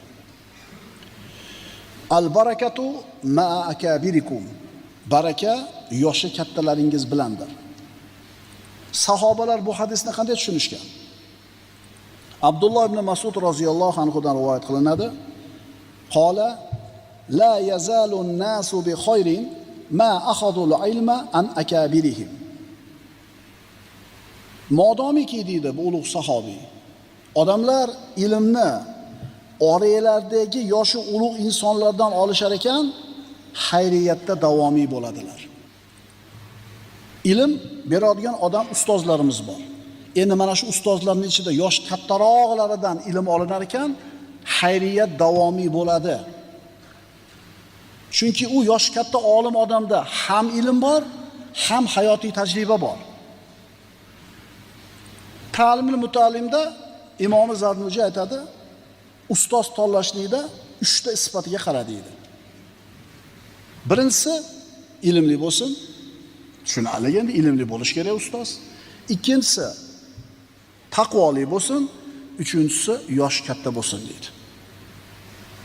Chunki ko'pni ko'rgan bo'ladi-da uchi. Ilmni yoshi ulug'laringlardan olar ekansizlar, sizlar xayriyatda davomiy bo'lasizlar, deyapti Abdulloh ibn Mas'ud roziyallohu anhu. Bundan murod ana shu olimlarni hayotiy tajribalari katta bo'ladi. Ularning majlislarida xayriyat va baraka bo'ladi, din va dunyo salohiyati bo'ladi. Yoshi ulug'lar jamiyatni ustunlari bo'ladi. Endi bu yoshi ulug'lar yana ilmli bo'lsa-chi? Ulardan ta'lim, hikmat o'rganiladi. Ana shu ta'lim hikmatni o'rgansa, yoshlarning hayoti to'g'ri ketadi. Nima uchun yosh kattalar jamiyatda ustuni deyilyapti? Nimaga yosh kattalarga quloq sol deyilyapti? Chunki ular birodarlar yoshi bir yerga borib qolgan, qiziqqonlik yo'q, o'zini bosib olgan, issiq-sovuqni boshidan o'tkazgan, shoshqaloqligi tugagan. Oq-qorani ajratishgan, ularda viqor paydo bo'lgan, nima yaxshi, nima yomon ekanligini yoshlardan ko'ra mana shu yosh kattalar yaxshi biladi. Nima yaxshi, nima yomonligini yosh kattalar yaxshiroq bilishadi. Endi ularni mana shuncha to'plab qo'ygan tajribasidan foydalanish uchun ularga murojaat qilish kerak va ularning duosini olishlikka haris bo'lish kerak. Imom Kalabazi o'zining Bahrul Favoidida shunday deydi: ularning aqllari, odoblari va fikrlari komil bo'ldi. Ularda yoshlikning yengilligi va shoshqaloqligi tugadi. Ko'p narsalarni boshlaridan o'tkazishdiki, ular bilan hamsuhbat bo'linsa, ularning odoblaridan va tajribalaridan foyda olish mumkin bo'ladi. Abu Muso Ash'ari roziyallohu anhudan payg'ambarimiz sollallohu alayhi vasallam marhamat qilib aytadilar: "Inna min ijlalillahi ta'ala ikromu zil shaybatil muslim." Albatta musulmon oqsoqolni hurmat qilishlik Allohni ulug'lashligidan bo'ladi. Ya'ni Allohni ulug'lagan musulmon odamgina musulmon oqsoqolni hurmat qiladi. Ma'qulmi? Bu chorlaring 60 ga kirganda namoz o'qigan. Bular o'zi asli manaqa bo'lgan, yoshligida manaqa bo'lgan, endi manaqa bo'lib qolishdi deydiganlarni bilasizlar, o'sha odamdan uzoqroq bo'laveringlar. Zato buchi o'sha yoshga yetdi. Yoshligi qanaqa bo'lishidan qat'iy nazar o'sha ishlarni to'xtatdi agar yomon ishlari bo'lsa. Tavba qilib masjidga keldi. Qani senga garanti 50 yoki 40 ga kirishingga? Albatta musulmon oqsoqolni hurmat qilishlik Allohni ulug'lashlikdan bo'ladi. Agar biz Allohni ulug'laydigan yoshlar bo'lsak musulmonlar, o'zimizdan yosh katta musulmonlarni, oqsoqollarni albatta hurmat qilishimiz kerak ekan. Bu bizni Allohga bo'lgan taqvoyimiz bir ko'rinishi bo'ladi. Yosh kattalar, aytdik, bular to'xtangan odamlar. Dunyoni zeb-ziynatidan zerikkan, yegan, ichgan, kiygan, safar qilgan, dunyoni shahvatlaridan zerikkan. Shuning uchun ularni so'zlarida hikmat bo'ladi. Ota-onasi bor, o'tirmaydi, ish ko'p. Bitta hovlida yashaydi. Orada bir necha kun o'tib ketadi, ota-onasi bilan ko'rishmaydi. O'pkalab malollasa nima qilaylik deydi. Ham yo'qni qilib beryapman-ku deydi. Uy-joyi bor. Yeyish-ichishi hammasi zo'r. Kiyim-kechagini qilib berganman. Nima qilishim kerak yana deydi. O'g'il bola, otang seni-chi, beradigan ovqatingga, kiyimingga muhtoj emas. Seni o'zini yonida bo'lishini xohlaydi xolos. Bu qarib qolgan ota-onaning asosiy ehtiyoji ruhiy va ma'naviy qadr-qimmatida. Ular ana shu farzandlarini, oila a'zolarini o'zini yonida bo'lishni xohlaydi. Ulardan hurmatni, izzat, e'tiromni ko'rishlikni xohlaydi. Shuning uchun ota-onasi borlar, eshitib qo'yinglar, dunyodagi eng boy odam sizlar. Otangiz bormi, onangiz bormi, ikkalasi bormi, eng boy odam siz. Ertaga ketib qoladi. Bormasan deydigan odam ham qolmaydi. Imom Molikdan keltiriladi: "Va min ta'zimillahi azza va jalla ta'zimu dish-shaybatil muslim." Albatta musulmon oqsoqolni ulug'lashlik Allohni ulug'lashlikdan bo'ladi. Mana endi yoshi ulug'larni, islomda, iymonda yoshi ulg'aygan kishilarni fazilat haqida payg'ambarimizni quyidagi hadisini o'qiymiz. Rasululloh aytadilar: "Laysa ahadun afzal indallohi min mu'minin yu'ammaru fil islam li tasbihihi va takbirihi va tahlilihi." Rasululloh aytibdilar, Allohning nazdida islomda yoshi ulg'aygan mu'mindan ko'ra hech kim afzal bo'lmaydi. Tasbihi uchun, takbiri uchun, tahlili uchun. Musulmon bo'lib tug'ildi, musulmon bo'lib yashadi, musulmon bo'lib qarida oqsoqol bo'ldi. Mana shu odam Alloh uchun eng sevimli banda. Nima uchun? Tasbih aytgani uchun, takbir aytgani uchun, tahlil aytgani uchun. Qaranglarda, islomda bo'lib turib uzoq umr ko'rishlik qanchalar xayriyat ekanligini bitta misoli. Talhat ibn Ubaydulloh radhiyallohu anhu tirikligida jannatli ekanligini Rasulullohning tilidan eshitgan ashara-i mubashsharaning bittasi. Ikkita odam kelib, kalima keltirib, musulmon bo'ldi payg'ambarimizning huzurida. Ikkita odam teng musulmon bo'ldi. Orada bir qancha vaqt o'tdi. Haligi ikkita odamning birinchisi jihodga chiqib shahid bo'ldi. Alloh shahidlikni ato qildi. Oradan bir yil o'tdi. Haligi ikkita odamning ikkinchisi o'zining uyida to'shagida oddiy o'lim bilan o'ldi. Talha roziyallohu anhu tush ko'rdi. Tushida jannatning eshigini oldida turganmish. Yonida boyagi ikkala kishi. Bittasi shahid bo'lib ketgan 1 yil burun, bittasi oddiy o'lim bilan o'lgan 1 yil keyin. Jannat eshigi ochildi, u yerdan chiquvchi chiqdi-da, o'zini to'shagida oddiy o'lim bilan o'lgan odamni birinchi olib kirib ketdi. Bir qancha vaqt o'tgandan keyin ikkinchi marta chiqib, shahid bo'lib o'lganni keyin olib kirib ketdi. Bir oz turganidan keyin Talha roziyallohu anhu haligi chiquvchi chiqib, senga hali vaqt bo'lmadi dedi. Uyg'onsa tushi. Rasululloh sallallohu alayhi vasallamning oldida mana shu tushini aytib berdi. Talha roziyallohu anhu. Shunda sahobalar subhanalloh, subhanalloh deb hayron bo'lishdi. Rasululloh aytdilar: "Nimaga hayron bo'lyapsizlar? Nimadan hayron bo'lyapsizlar?" Ular aytishdi: "Ya Rasululloh, ikkalasi teng iymonga keldi. Bittasi shahid bo'lib o'ldi. Ikkinchisi 1 yil keyin oddiy o'lim bilan o'ldi. Nimaga shahid birinchi kirmadi? Nimaga oddiy o'lgan odam uyiga birinchi kirdi jannatga?" dedi. Rasululloh aytdilar: "Keyin o'lgan odam 1 yil uzoqroq umr ko'rdimi? Ko'rdi. Falon rakat namoz, falon amallar va ro'zani ham qo'shimcha tutdimi? Ha. Demak, buni ajri undan ulug' bo'ladi" dedilar. Endi tushunyapsizlarmi? Islomda soch soqori oqarib, iymon e'tiqodida ibodatda turibdimi shu oqsoqol? Hadisda aytayapti. Tasbihi, tahlili, takbiri uchun Alloh uchun bundan afzal odam bo'lmaydi, deyapti. Yosh kichkinalar, yosh kattalarni hurmat qilishingni bu bizning ixtiyorimizdagi ishimiz ekan deb o'ylamanglar. Bu vojib amal. Demak, shahid bo'lib ketgan odamdan ko'ra 1 yil uzoqroq umr ko'rib, ko'proq amal qilgan odam jannatga birinchi kirayotganligi siz bilan bizga islomda siz bilan bizdan ko'ra uzoqroq umr kechirgan inson bizdan yaxshiroq inson bo'lishligini bildiradi. Yoshlar kuchli bo'ladi, shijoatli bo'ladi, g'ayratli bo'ladi, lekin tajribasi bo'lmaydi. Agar ana shu yosh kattalarni hurmat qilib, ularning tajribasini oladigan bo'lsa, ularda bor hikmatni olishadigan bo'lsa, juda ko'p xatolardan saqlaydi o'zini yoshlar. Undan tashqari jamiyatda bosh bo'lgan odamlar hurmati bo'lmasa jamiyatga, bunday jamiyat yo'lidan chiqadi. Qaytaraman.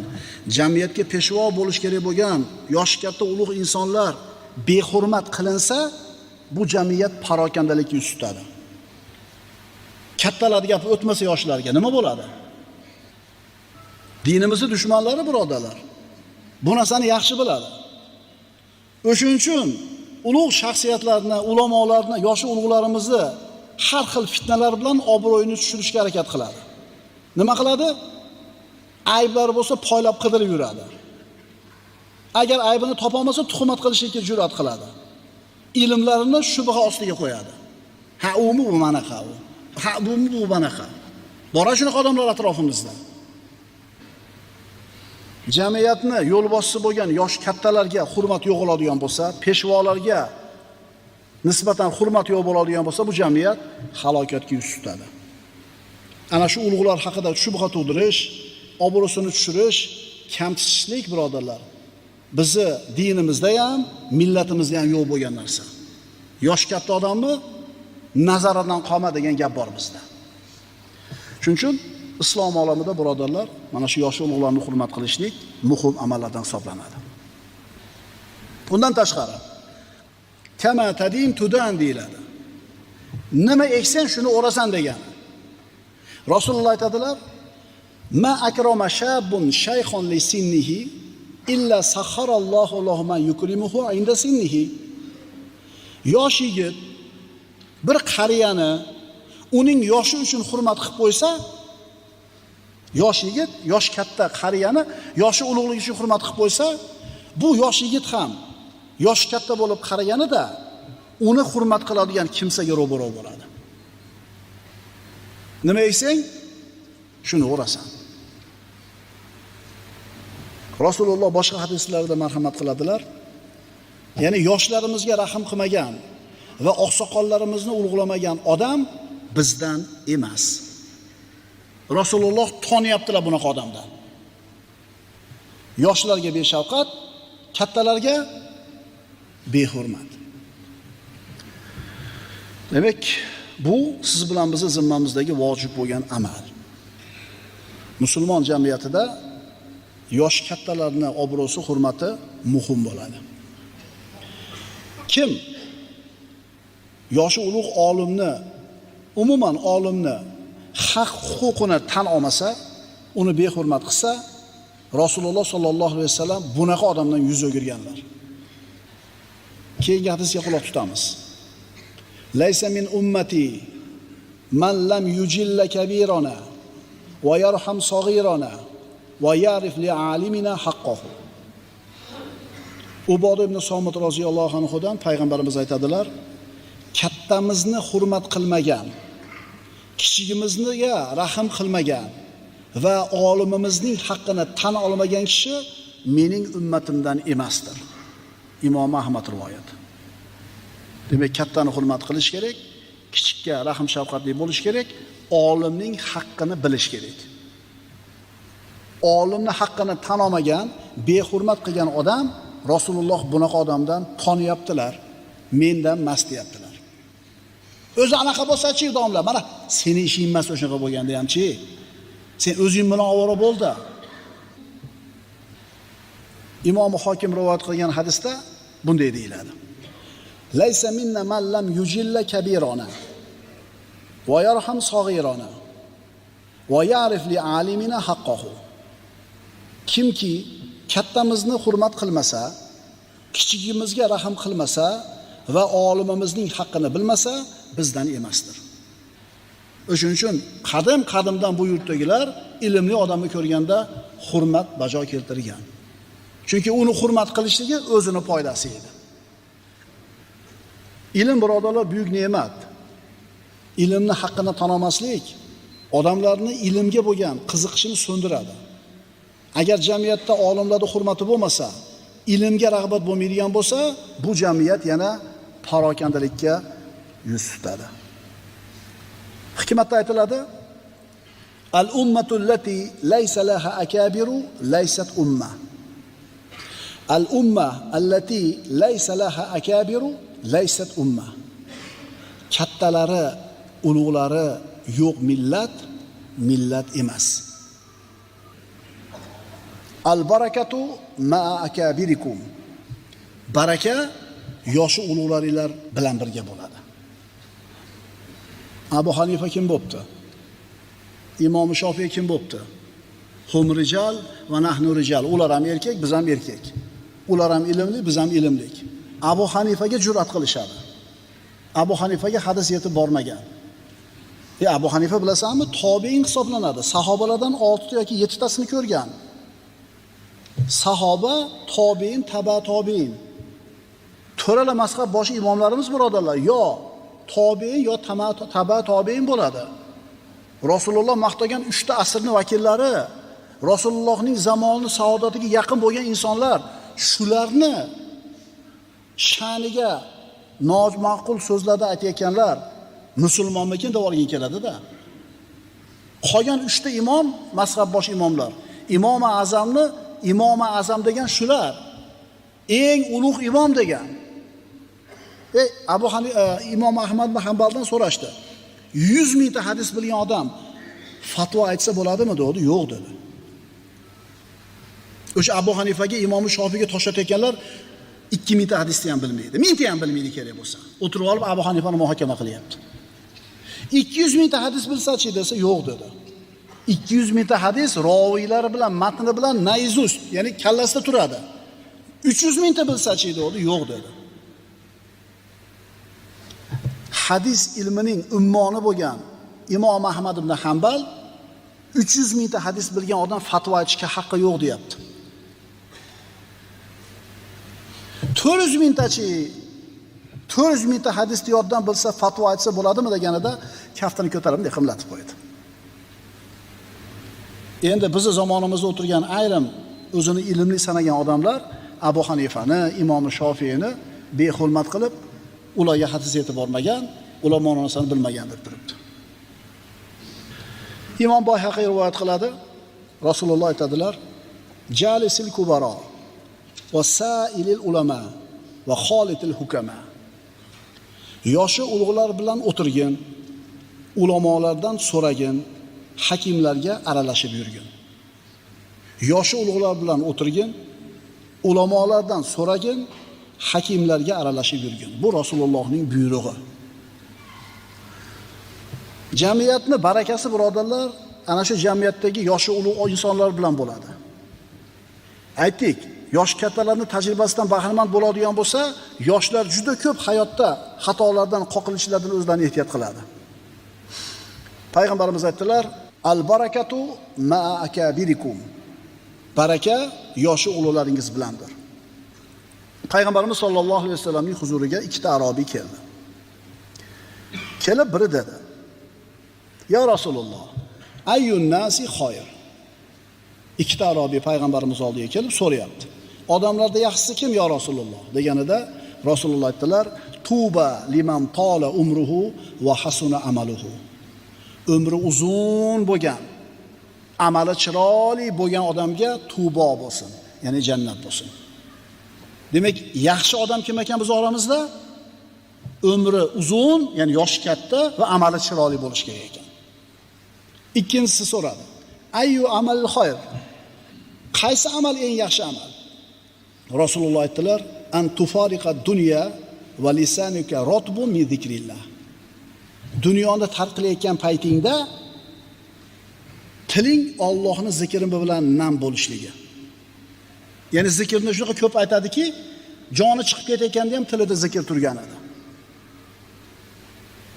Eng yaxshi odam kim? Ya Rasululloh. Umri uzun bo'lgan, amali chiroyli bo'lgan odam. Eng yaxshi amal qaysi amal? Dunyoni tark qilayotganingda tiling Allohning zikri bilan nam bo'lib turishligi. Endi bir odamni umri uzun bo'lsa-yu, amali chiroyli bo'lmasa, birodarlar, bunaqa uzun umr balo bo'ladi. Yoshning katta bo'lishligini o'zi yaxshilikning alomati emas. Uni yonboshida amali ham nima bo'lish kerak? Chiroyli bo'lish kerak. Bunaqa uzun umr o'zini egasi uchun balo bo'ladi. Boshqa hadisda payg'ambarimiz aytdilar: "Xoyrun nasi man tola umruhu va hasuna amaluhu." Odamlarning yaxshisi umri uzun bo'lgani va amali chiroyli bo'lgani, va sharrun nasi man tola umruhu va sa'a amaluhu. Odamlarning yomonichi? Odamlarning yomoni umri uzun, amali yomon bo'lganidir. Agar yoshi katta bo'lib yomon amallardan tiyilmayotgan bo'lsa, aroq ichsa, birov ko'rsatmay, qimor o'ynasa, protsentga pul bersa, zino qilsa, qo'yingki, amallari xunuk bo'ladigan bo'lsa, mana shu yoshi katta odam jamiyatdagi eng yomon odam bo'ladi. Ibn Hibbon o'zining sahihida rivoyat qiladi, Ikrimadan, Ibn Abbosdan. Rasululloh aytadilar: "Al-barakatu ma'a akabirikum." Baraka yoshi ulug'laringiz bilandir. O'tgan darsda yosh kattalarni hurmat qilishlik haqida suhbat qildik. Ana shu o'qigan hadislarimizdan la yazalun nasu bi khayrin ma akhadul ilma an akabirihim. Rasululloh aytibdilar, modomiki odamlar ilmni oralaridagi yoshi kattalaridan olishar ekan, xayriyatda davomiy bo'lishadi. Harakat qiling, siz ilm olayotgan odam imkon boricha yosh kattaroq odam bo'lsin. Ma'qulmi? Imom Zarnujining ta'limida keladi, ustoz tanlashda 3 ta sifatiga e'tibor ber deydi. Olim bo'lsin birinchisi, taqvoli bo'lsin ikkinchisi, yosh katta bo'lsin uchinchisi. Chunki inson ilmli bo'lib turib, taqvoli bo'lib turib, yosh bo'lsa, demak uni hayotiy tajribasi yo'q. Hayotda sog'ini ko'rmagan, yaxshi yomonidan xabardor emas, kattalarchalik. Shuning uchun ilm o'rganishlik agar yosh kattalarda bo'ladigan bo'lsa, bu bizga juda ko'p musibatlarni kelishligini oldini oladi. Boshqa bir hadislarda Rasululloh aytdilar: "Inna min ijlalillahi ta'ala ikromi zi shaybatil muslim." Musulmon oqsoqolni, musulmon qariyani hurmat qilishlik Allohni ulug'lashlikdan bo'ladi. Allohni ulug'lagan, Allohdan qo'rqqan banda musulmon qariyani, erkak bo'lsin, ayol bo'lsin, hurmat qiladi. Boshqa hadislarda Rasululloh aytdilar, Alloh nazdida islomda yoshi ulg'aygan mo'mindan ko'ra hech kim afzal bo'lmaydi. Hammamiz musulmonmiz, oqsoqollar yoshlardan ko'ra ustun bo'laveradi. Nima uchun? Rasululloh aytibdilar, tasbihi uchun, takbiri uchun, tahlili uchun. Siz ehtimol takbirni ko'p aytgandirsiz bu oqsoqoldan. Ehtimol Qur'onni ko'p o'qigandirsiz bu oqsoqoldan. Ehtimol sadaqa, ehtimol.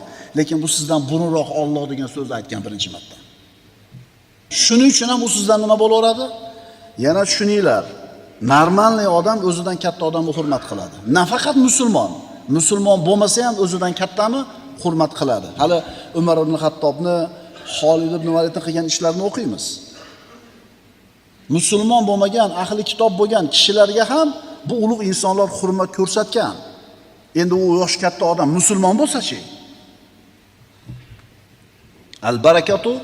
Al-barakatu ma'a akabirikum.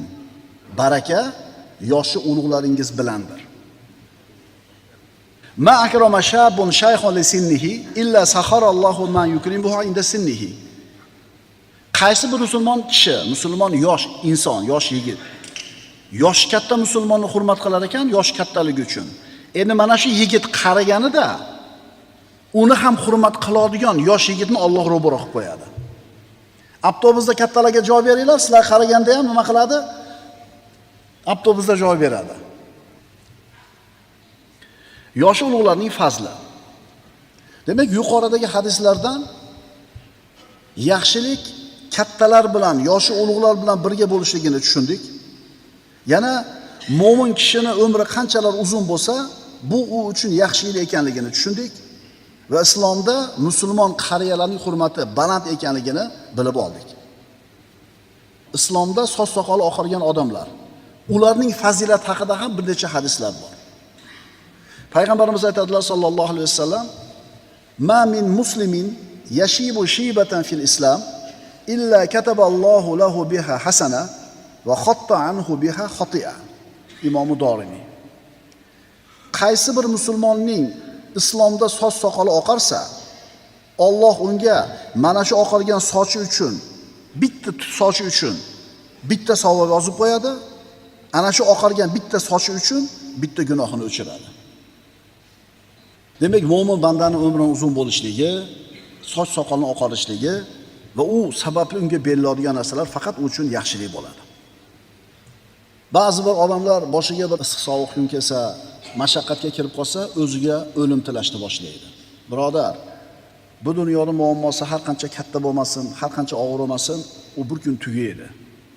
Eng kamida o'lsang qutulasan undan, lekin o'lim tilama o'zingga. Payg'ambarimiz aytadilar, Abu Hurayra roziyallohu anhudan, la yatamanna ahadukumul maut.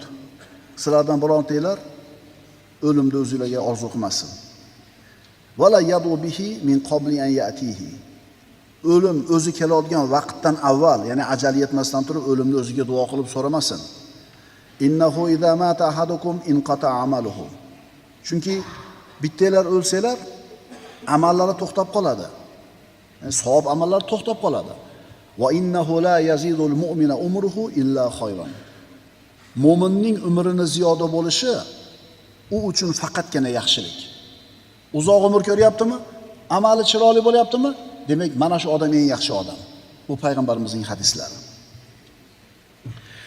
Boshqa hadislarida payg'ambarimiz aytadilar: "Ala unabbikum bi khiyarikum." Qalu bala ya Rasululloh. Qalu khiyarukum atwalukum a'maran idza sadidu. Ishingizda yaxshilaringlar, umri uzoq bo'lganinglar, agar amallari to'g'ri bo'lsa. To'g'ri amal qilib yurgan bo'lsa, yoshi ulug' inson odam oramizdagi eng yaxshi odam bo'ladi. Boshqa hadislarida khiyarukum atwalukum a'maran va ahsanukum a'malan. Sizlarning oralaringizdagi yaxshilaringiz umri uzoqroq va amali go'zalroq bo'lganingizdir. Al-barakatu ma'a akabirikum. Baraka yoshi ulug'laringiz bilandir. Otasi bor qariya, onasi bor qariyalar, sizlarning uylarda baraka bor. Faqat u barakani tashab qo'yib, ko'chama-ko'cha yurmaslik kerak. Imkon bo'ldi, uyga kelish kerak. Imkon bo'ldi, ular bilan suhbatlashib o'tirish kerak. Siz qornini to'yg'izib, ustini zo'r qilib qo'yganingiz o'zi yetmaydi. Ular bu narsalardan zerikkan, kiyimdan ham, ovqatdan ham, hashamdan ham. U sizni oldida o'tirishini xohlaydi. Diqqat e'tiborni xohlaydi. Ikki og'iz suhbatingizni xohlaydi. Endi umuman ota-onasi tirik bo'lib turib, boshqa mamlakatlarga ketib, oylab, yillab telefon ham qilib qo'ymaydiganlar nimani qidirib yurganligini bir o'ylab qo'yishsin. Baraka uyda edi. Xo'p, ishing bilan zarurat bo'ldi, boshqa mamlakatga borib ishlayapsan. Mayli, bu muboh, yaxshi ish. Lekin ota-ona bilan hech bo'lmasa telefonda bir salomlashib qo'ysa bo'ladimi? Baraka yoshi kattalaringiz bilandir. Dinimiz birodarlar nafaqat musulmon qariyalarni hurmat qilishlikni buyuradi, balki umuman yoshi katta insonni uni hurmat qilishligimizni buyuradi. Mana Umar ibn Xattob roziyallohu anhu ning ishini bunga misol qilsak bo'ladi. Umar roziyallohu anhu xalifa bo'lib turgan paytda bir joydan o'tib qoldi. Qarasa, bir qariya turibdi, ko'zlari xiralashgan, tilanchilik qilib turibdi. Xalifa orqasidan keldida, qo'lidan ushlab turib, ahli kitoblarda qaysinisidansan? Ahli kitobda qaysinisidansan? Ya'ni yahudiymisan, nasroniymisan dedi. Yahudiyman dedi. Bu holatda turishingni sababi nima deganida, qarilik va muhtojlik dedi. Umar ibn Xattob yetalab, Umar ibn Xattob u odamni qo'lidan ushlab yetaklab o'zini uyiga olib bordi. Uyidan topganini olib qo'liga berdi. Keyin Baytul Molga jo'natdi. Baytul Molga bordi. Baytul Molda ishchisiga, xazinachiga dedi: "Buni va bunga o'xshaganlarning ishini qarab chiq. Ularni yoshligida ishlatib, ularni yoshligini yeb, qariganida ularni yordamsiz tashlab qo'yib, insof qilmabmiz ularga nisbatan" dedi. Ularga nisbatan insof qilmabmiz dedi. Ya'ni yoshligida ishlab, jizyasini to'lagan, davlatga to'laydigan solig'ini to'lagan, endi qariganda tilamchilikka chiqishga majbur bo'libdi. Biz adolatli ish qilmabmiz deyapti. Bu sahobalarning davridagi Yahudi bo'lgan cholga qilinayotgan muomala. Kimning muomalasi? Ummatning ikkinchi odami bo'lgan Umar ibn Xattob Yahudi cholga shunaqa muomala qilyapti, shunaqa hurmat ko'rsatyapti. Endi bizni davrimizga kelib turib, bu chollaringni gapini olma, bular o'zi 60 ga kirganda namoz boshlagan deganlar bor-a? Sen Umar ibn Xattob emassan. Ha bu ro'parangdagi chol musulmon, u yahudi emas. Sendan yaxshiroq bo'lgan Umar ibn Xattob bu oqsoqoldan yomonroq bo'lgan yahudiga chiroyli muomala qilyapti. Pasobiya beryapti, pensiya beryapti. Ana islomni kimdan o'rganamiz biz? Bizda namoz o'qimasa kofir deyish yo'q. Ro'za tutmagan odamni kofir deyish yo'q. Biz ahli sunna va jamoat e'tiqodida namoz o'qimagan, ro'za tutmagan odam fosiq, gunoh kabira qilgan, lekin musulmon deyiladi. Shunaliga ahli kitob bo'lgan qariyaga shunday muomala qilindi. Endi islom hukm yurgizib turgan boshqa yurtlarda ham mana shunday odamlardan jizya olishlik bekor qilindi. Xalifa Umar ibn Xattob tomonidan. Yana Xolid ibn Validning ishini ham misol qilsak bo'ladi. Xolid ibn Valid Sayfullohil Maslul Hiro ahli bilan sulhga kelishdi. Sulh bilan taslim bo'lishdi. Ana shu sulhdagi bandlardan ba'zilarini o'qib beraman. Xolid ibn Valid Hiro ahliga shunday muomala qildi. Ishlashga yaramaydigan har qanday qariya jizya bermaydi. Qolganda jizya to'lash kerak musulmonlarga. Biron ofatga, dardga chalinib qolgan inson ham jizya bermaydi. Avval boy bo'lgan-u, keyin kambag'al bo'lib qolib, o'zini dindoshlaridan xayr ehson sadaqa olayotgan odam ham jizya bermaydi. Bularga musulmonlarning baytul molidan maosh to'lanadi. Birodarlar, inson huquqlari nima ekanligi kitob va sunnatda aytilgan va sahobalar davrida, tobiinlar davrida, ummatni mutaqaddim salaflari davrida ko'rsatib qo'yilgan amalda.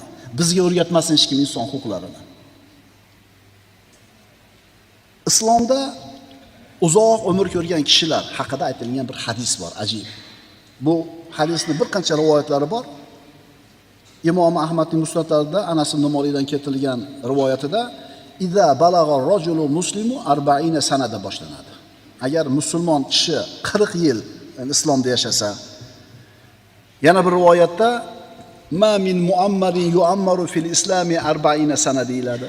Biz Usmon ibn Affonning rivoyatidagisini o'qiymiz. Usmon ibn Affondan rivoyat. Ajib hadis, eshitdinglar-da. Hadis qudusi. Alloh taolo aytadi: "Iza balagha 'abdi 40 sanatan afaytuhu min al-balaya thalath." Alloh taolo aytadi, agar bandam 40 yoshga yetsa, men uni 3 ta balodan saqlayman. Minal junun val juzam val baras. Jinnilik, mohov, peslik. Va idza balagha 50 sana hasabtuhu hisaban yasira. Agar 50 yoshga yetsa, uni yengil hisob ila hisob qilaman. Va idza balagha 60 sana habbabtu ilayhi al-inabata. Agar 60 ga kirsa, men unga tavba qilishni mahbub qilib qo'yaman. 60 ga kirgan odam tavba qilishga qalbi moyil bo'lib qoladi. Va idza balagha 70 sanatan ahabbathu al-malaika. Agar 70 yoshga yetsa, bu odam umri, malaikalar uni yaxshi ko'radi. Va idza balagha 80 sanatan kutibat hasanatuhu va ulghiyat sayyiatuhu. Agar 80 yoshga yetsa, agar 80 ga yetsa, yaxshiliklari yozilib, yomonliklari bekor qilinadi. Islomda yoshi ulg'aygani mu'min uchun yaxshi. Yoshi qancha katta bo'lsa, shuncha yaxshi u uchun, agar amali chiroyli bo'ladigan bo'lsa. Va idza balagha 90 sanatan, agar yoshi 90 ga yetsa, qolatil malaikatu, malaikalar bu odam haqida aytishadi: Asirullohi fi ardihi. Allohning yeridagi asiri. Alloh ushlab turibdi buni. Allohning asiri. Fa ghufira lahu ma taqaddama min zambihi va ma ta'akhkhara. Mana shu 90 ga kirgan, islomda 90 ga yoshi yetgan odam avvalgi va keyingi gunohlari o'chiriladi. Va yashfa'u fi ahlihi. Va qiyomatda o'zining ahllariga shafoat qilish huquqi beriladi. Yana mana shu ma'noni sharhlab Ibn Kasir o'zini tafsirida shunday deydi. Mana birodarlar, ajal.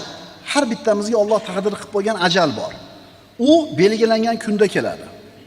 Kimdir kuch-quvvatga to'lgan, g'ayratga to'lgan, hamma yo'g'i zo'r bo'lib turgan holda o'tib ketib qoladi dunyodan. Kimdir qarib, o'zini eplay olmaydigan holatgacha yetib qoladi. Alloh taolo aytadi: Astagfirullah. Wa minkum man yuraddu ila ardhil umuri likay la ya'lama min ba'di ilmin shay'a. Sizlarning orangizda yoshlikdagi go'zal totli hayotdan keksalik paytidagi eng tuban kun ko'rish, ya'ni o'z-o'zini boshqara olmaydigan holatga qaytarilib, ilgari bilgan narsalarning barchasini unutib yuboradigan kishilar ham bordir. Kimdir yoshligida kuch-quvvati bor paytda to'satdan ketib qoladi. Yoki masalan 70 ga kirganda ham sog'lom turibdi, ketib qoladi. Kimdir hamma yoqqa aqli yetgan, hamma yoqni eplab turgandan keyin yoshi katta bo'lib, o'zini ham eplay olmaydigan holatga yetib qoladi. Tahoratini qarolmaydi, ustuvoshiga qarolmaydi, ovqatini o'zi yeyolmaydi. Demak, ardalil umur. Hamma narsani bilgandan keyin tuban, razil kun ko'rish holati. Agar mo'min banda deyilyapti Ibn Kasirni tafsirida. Agar banda, mo'min banda avvallari bilgan narsalarini hammasini unutib yuborib, eng tuban kun ko'rish holatiga yetib qolsa, u holda Alloh unga u sog'lik paytida qilib yurgan xayrli amallarining savobini yozib qo'yadi. Agar shu holatda turib yomonlik qilsa, yozmaydi. Ya'ni zo'r yashadi, lekin bir davrga keldida o'zini eplay olmaydigan tuban, razil kun ko'rish holatiga kelib qoldi. Endi shu holatga kelib qolsa, sog' paytida qancha savob amal qilyapti bir kunda? Har o'tgan kuniga shuncha savob yoziladi va mana shu holatda turib gunoh qilsa yozilmaydi. Birodarlar, islomda yoshi ulug'larning hurmati o'rnida. Payg'ambarimiz aytibdilar: yoshi ulug'lar bilan o'tirgin, ulamolardan so'ragin, hakimlarga aralashib yurgin. Odamlarning yaxshisi umri uzun va amali chiroyli bo'lganidir. Al barakatu ma'a akabirikum. Baraka yoshi kattalaringiz bilan birgadir. Al khayru ma'a akabirikum boshqa hadislarida yaxshilik kattalaringiz bilandir. Birodarlar, yosh kattalarni hurmat qilishlik bu islomni, shariatimizni, dinimizni siz bilan bizdan talab qilgan vojib amali. Hayotda baraka kerakmi? Hayotda bir yaxshilikka, xayriyatga yetishni xohlaymizmi? Kattalarni hurmat qilishimiz kerak. Kattalarni behurmat qilaylik. Hurmatini yerga uraylik. Xotirjam bo'ling.